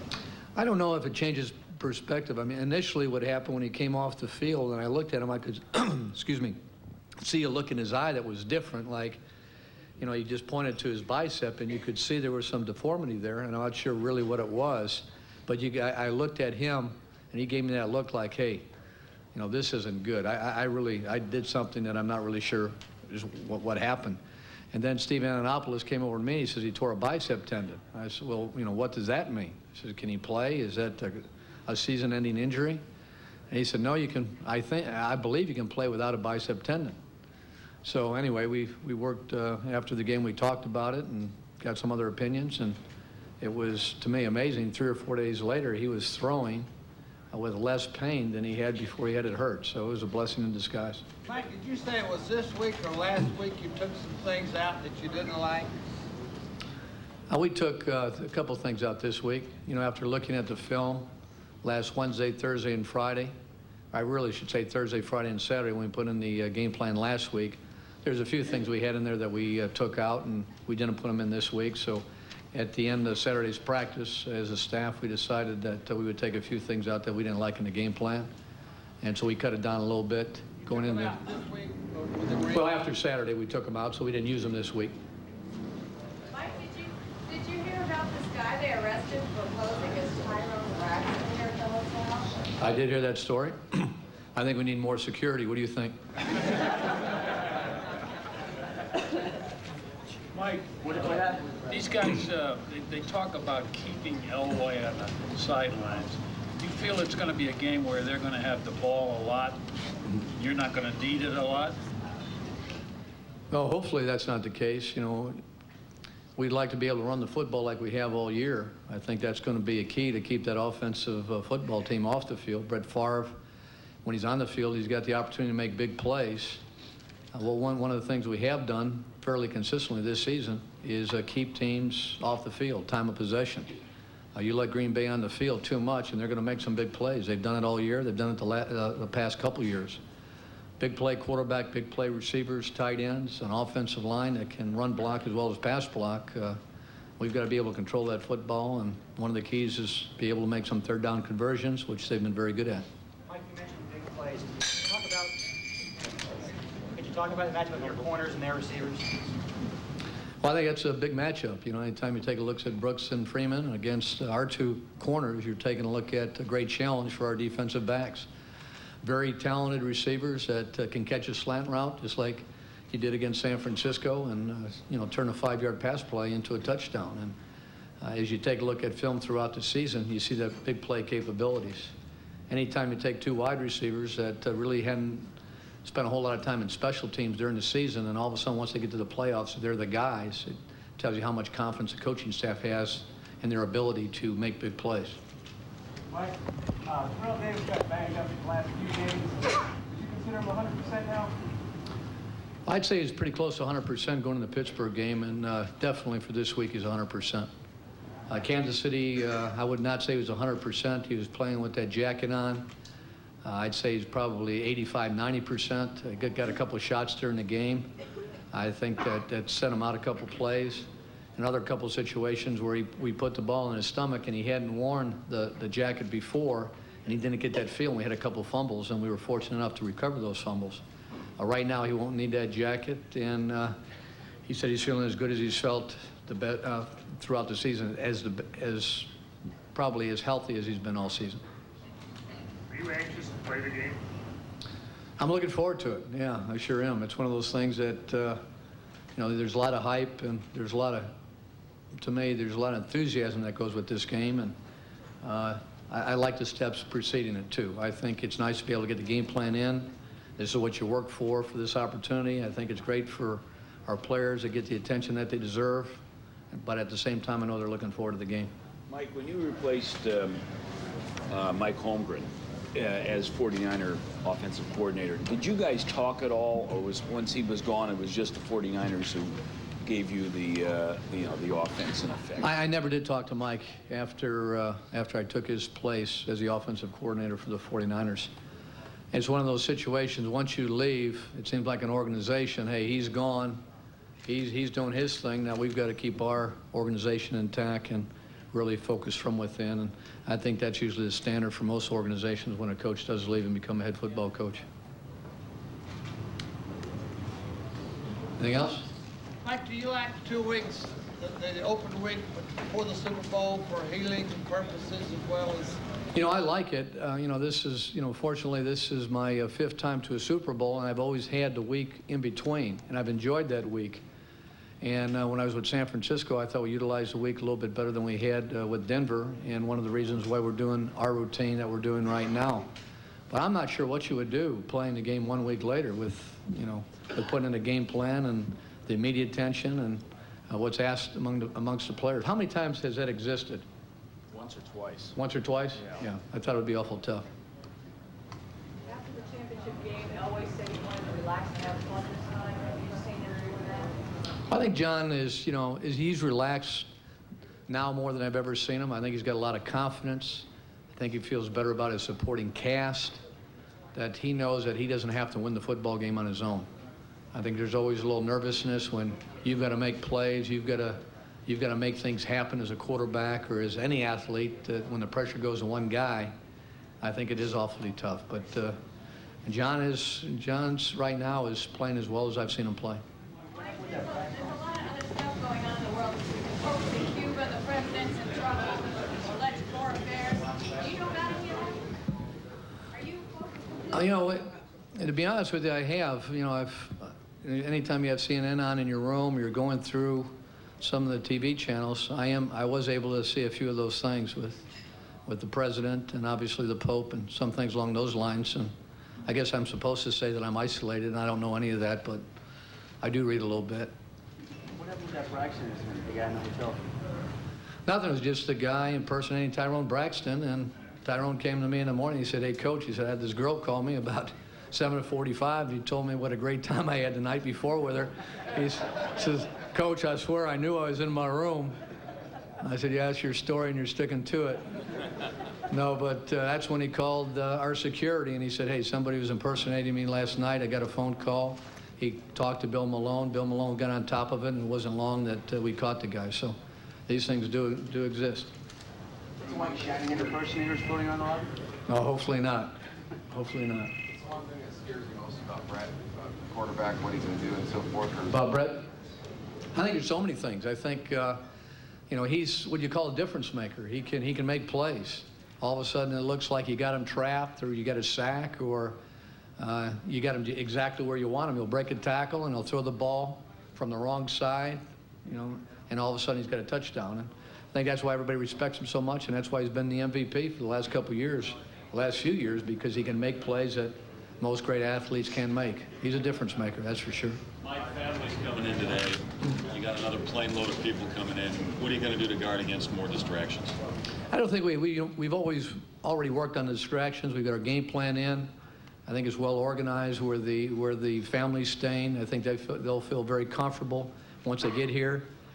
They've got a schedule, a lot of different directions they can go, so they'll be entertained. We talked to the families beforehand that this is a business trip for us, even though we're going to try to make it as comfortable as possible with your husbands and the family, but we got a job to do. So as we talked about this week, I think they understand what's at stake, and I think they can enjoy themselves at the same time. Mike, there's been a lot of focus on Sharp against Butler, but you've been facing Eugene Robinson for a long time. Where do you talk about what you like about him as a safety? Well, you're taking a look at two of the top safeties in the league. Anytime you take a look at Butler and Robinson being in the same secondary, you're talking about guys that understand the game, they understand tendencies. It's hard to look off a guy like Robinson or Butler because they've been there. They're physical, and they're team players. They understand what they need to do to get the job done. So one of the reasons why they've been so successful on defense. Where do you think Green Bay is most vulnerable on defense? Where are they? Well, the last 6 games of the season, they've only given up 224 yards a game. And so anytime you're giving up 224 yards a game, you're not very vulnerable in any area because you're playing very consistent football. What we have to do is we can't worry about Green Bay. We've got to worry about our football team, and we think we're balanced as well. We think we can run the football, we can throw the football. We know we got a great challenge in front of us, but that's what happens when you get to this game.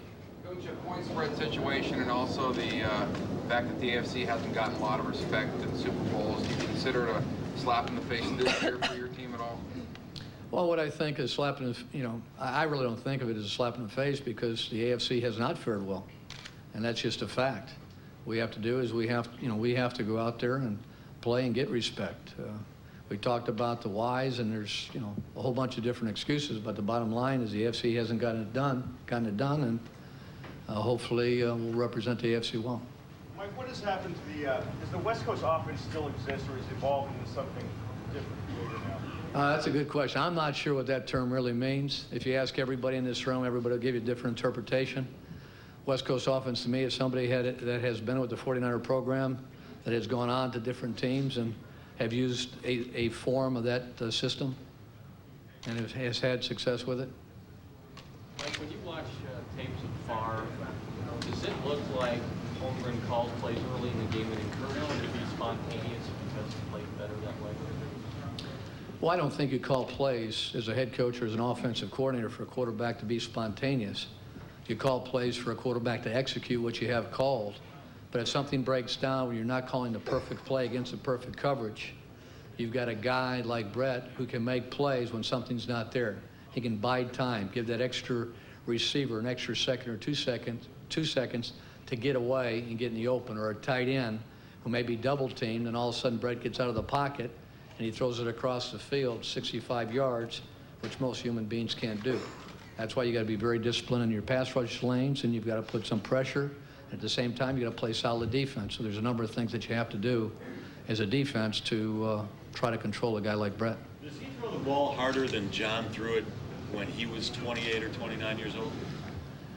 I had him in the Pro Bowl. God, I forget what year was it. I believe it was '94. And I don't think I ever saw a guy throw it harder than Brett Favre.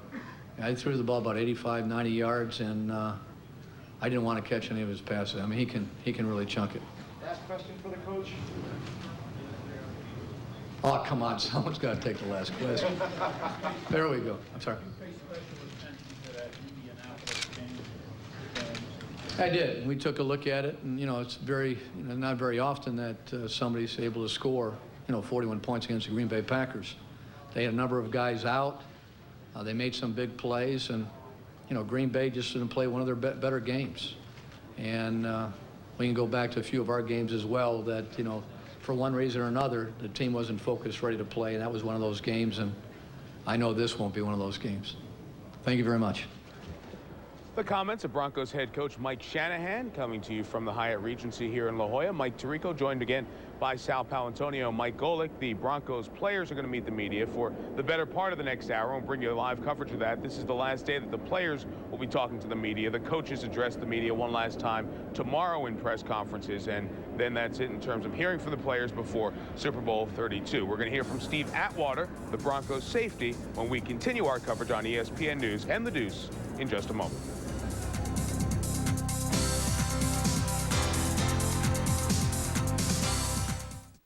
These days, we could all use more endurance. Say about 24 hours worth. I know I could. And now I've got it. Because now the Odor Fighter's a new high-endurance deodorant lasts even longer. New high-endurance lasts a full 24 hours. No one else is this strong, this long. Plus, it's got this new Pure Sports scent. So now you can smell better, longer. Guaranteed. Or call 1-800-PROVE-IT and Old Spice will buy you a stick of yours. Hey, no matter what you're into, now you've got all the endurance you need. A full 24 hours. Guaranteed.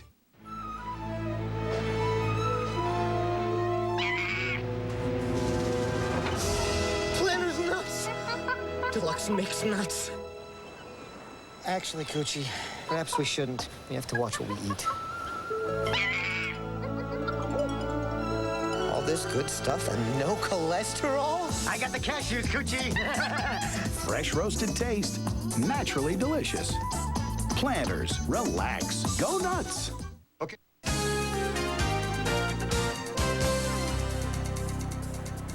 So welcome back to our ESPN News live coverage of the Denver Broncos press conferences here for Super Bowl 32, being simulcast on The Deuce, and we'll have Green Bay Packers coverage a little bit later on in the day, this final opportunity to hear from the players in this Super Bowl on what has been a relatively uneventful Super Bowl week. We'll hear from more players today, including John Elway of the Denver Broncos, their quarterback, as he's been one of the people who everyone wanted to hear from. Steve Atwater as well. John Elway is on the podium, and I think John Elway is going to be in this room. So, actually, he's gone into the big room instead of Steve Atwater. So let's listen to John Elway. Mr. Bowen wanted to, was doing everything he could to, try to get the players in here and do what it took to work the cap in ways that we could get other players in. So, that was all set in stone already. So it's just a matter of having the guys that were willing to, to help out by redoing some of the contracts and the deferred money and all those type of things. So we had plenty of guys that were willing to do that, and that's what happened. John, do you think you have to have a great quarterback to win a Super Bowl? Well, I think if you look at the teams that have won it, they've all had pretty good quarterbacks. So I think that's pretty important. I think there's a lot to do with the quarterback play to get to this level and win this game. So, yeah, I think you have to. John, when you look back at Super Bowls past, it seems the passing game is what wins these games, not the running game, not necessarily defense, not the kicking game. Have you looked back at it? Have you perceived it that way? No, I think, well, I guess what I look at that is if people are throwing the ball and have been successful throwing the ball, it's because they've had a great running game. And really, if you have success throwing the ball, it's because they're stopping your running game. And to do that, to stop your running game, if it's a great running game, they got to have 8 guys up there. Therefore, it's going to open things up downfield. So, excuse me, I think the key thing is to have that running game. And if it's not there, it's not there for a reason. And to take advantage of that through the air. Now, if you come in without a running game and they know you're going to throw, it's awful difficult to throw the ball. So I think they both work hand in hand. John, what are some of the things that you have to pay for the price of fame? I mean, what are some things you can do, can't do, and, especially back home in Denver? I think that you really kind of become numb to a lot of it. I mean, it's not easy a lot of times to go get gas or go get donuts or go get coffee or those type things because you're not allowed to be in a bad mood. And, there's times that you just don't want to talk, but, those are type things that when you go out, you realize that's the way it's going to be. But I think probably the hardest thing is having kids, being able to go to the places that the kids like to go. And usually when you go to those places, there's 1 million other kids there. And, what were the toys, you now become the toy. And it kind of makes it tough. Hey, John, the point spread and also the fact that AFC hasn't done well, do you guys kind of consider that a slap in the face as you prepare for this Super Bowl? Just the point spread and how things are with that? The point spread doesn't matter. I mean, that's the way it is. I think that, you know, and it's probably justified with what the AFC has done in this game the past 13 years and struggled about it. So, you know, we don't get those points, so that really doesn't matter. You know, I think that the thing that we'd really like to do is win one for the AFC, so everybody in the AFC doesn't have to answer that question anymore. From a turnover standpoint, how flawless a game do you think you guys have to play to be able to beat the Packers? Well, I think that you always, you know, when you're playing great teams, you always plan on, or you always want to play a perfect game. Now, whether that's going to happen or not, I don't know. We did not play flawless in Kansas City and Pittsburgh, and we're able still to get out of their wins and with wins, and that's mainly because of the defense. And I also think, you know, if you're going to turn it over, it's when you turn it over. And the good thing is in Kansas City, when we turn it over in the red zone, and it didn't give them any points. It cost us points, but it didn't give them any points. And the same way with Pittsburgh, when we turned it over in the first series, they missed the field goal. So I think it's important that if those turnovers don't cost you points, if you're going to have turnovers, that's when you want to have them. A lot's been made about this being your best team in the Super Bowl. You've got a better surrounding talent, running game, all that. How important is it also that maybe quarterback is an easier position to play in this offense than it was in those other systems? Well, I think this system's definitely quarterback friendly, and you know, it gives a quarterback every opportunity to be good, and it gives you a lot of different options and places to go with the ball. So you don't have to. At least I don't feel like I have to make the plays like I used to have to make if it was 3rd and 10 and those type of things. And plus, we're not in that situation nearly as often. We're more, you know, quarterback friendly, where it's 3rd, 3, 4, 5, and 6, where it's a heck of a lot easier to make, you know, decisions and convert on 3rd down. Whereas if you're 3rd, 9, 10, 11 all the time, it makes it a lot more difficult. So this offense kind of keeps you on time all the time and allows you to be successful on 3rd down. John, is there any danger of wanting to win a game like this too much and getting all tight? Yeah, I think so. I think that, you know, the key thing is to get in this game and still realize with everything that's going on, everything that we do, that, you know, we're still here to play a football game. And you can't think about winning. You got to think about the football and let the winning take care of itself. But you can't start thinking about what's going to happen after the game. You still have to play the 60 plays and take it one play at a time and let the other stuff take care of itself afterwards, but still concentrate on football. John, you talked about the running game, Terrell, and his importance to the offense. I think he threw the ball 27 times in the AFC title game. Is that a decent number for you? I mean, rather than have to put it up like 40 times and count on the passing game? Well, it makes my job easier. There's no question about that. I think that, you know, we've been in situations to where we've been in, you know, we've got some leads, and so we've been in situations where we've tried to hold some leads a little bit more. So, you know, I think that's a pretty good number when you're in that situation. But that changes as, you know, as time goes on and the score changes, all those type of things change. I guess, moreover, specifically against this Packer defense, applying that same scenario, do you see that happening? Well, you know, it's hard. You know, these guys, they're so good on defense. You don't know what, and we don't know what they're going to do. I think there's going to be some adjustment in the first quarter, figure out what they're doing to us, and then we're going to have to adjust from there. But you know, I think you look at their pass defense, and they haven't given up a touchdown pass in 8 games. So, but like any great defense, I don't think you're going to rely on one facet of the offense. I think to be successful against a great defense like these guys, you got to be able to do both, and you got to be able to stay balanced and keep them off balance. And so, I think that'll be our goal, like it has been all year, is to really kind of keep them guessing what's coming. Why exactly haven't they given up a touchdown pass in so long? I don't know. They, well, first of all, I think that Green Bay does a great job of holding on the ball, and they keep other people off the field and do a good job with ball control. And then, you know, with Levens, they've hammered him in the fourth quarter and done a great job in the running game. So I think that's had a lot to do with it. But they got a great combination. They got 2 real good corners, and their safeties are real intelligent, real smart, and do a great job, have great instincts to get to the ball, and they've got guys up front that can rush. So they've really got a good combination. John Romanowski said you came up big for him in that team meeting after the spitting incident. What did you say, and were you concerned what that incident might do to your team? No, you know, it got to the point where it was it had a chance to blow up. But I think that you know, Bill had come out and said he was sorry and did everything he could except get down on his knees and beg for forgiveness. And you know, everything else, everybody was trying to turn it into a racial thing and all those type of things. And all we had to do as a team is say, hey, we accept your apology. We know you weren't right. We accept your apology. Now we're going to move on. And we needed to quit talking about it because they were going to keep bringing it up. And you know, once we stopped talking about it and everyone on the team understood, then you know, it went away. What do you like about Brett Favre personally and as a quarterback? Well, you know, personally, he's a guy that's a lot of fun to be around. He has a lot. You know, he's got a great sense of humor and he enjoys life, and so he's not affected by what's all the good things that have happened to him over the last 3 or 4 years, and he's still Brett Favre. And as a quarterback, he's a guy that you know, it kind of goes along with the way he treats life, and that he enjoys the game and competes and plays hard, and he's not afraid to make the big play. And a lot of times guys who get afraid to make that big play and won't try to pull the trigger, and the fact that they might be afraid to make a mistake where he has no qualms about that. You were 28, you got into a contest with him for velocity and accuracy. Who would win?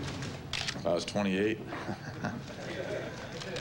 I don't know. It'd be pretty tight. It'd be pretty close, but he's got as strong an arm as I've ever seen. So I think it'd be a good contest. John, Gene Robinson tells a story of a couple years ago at the Super Bowl in Atlanta where you talked about a touchdown you scored on him about a decade ago and what he learned from it. What's your version of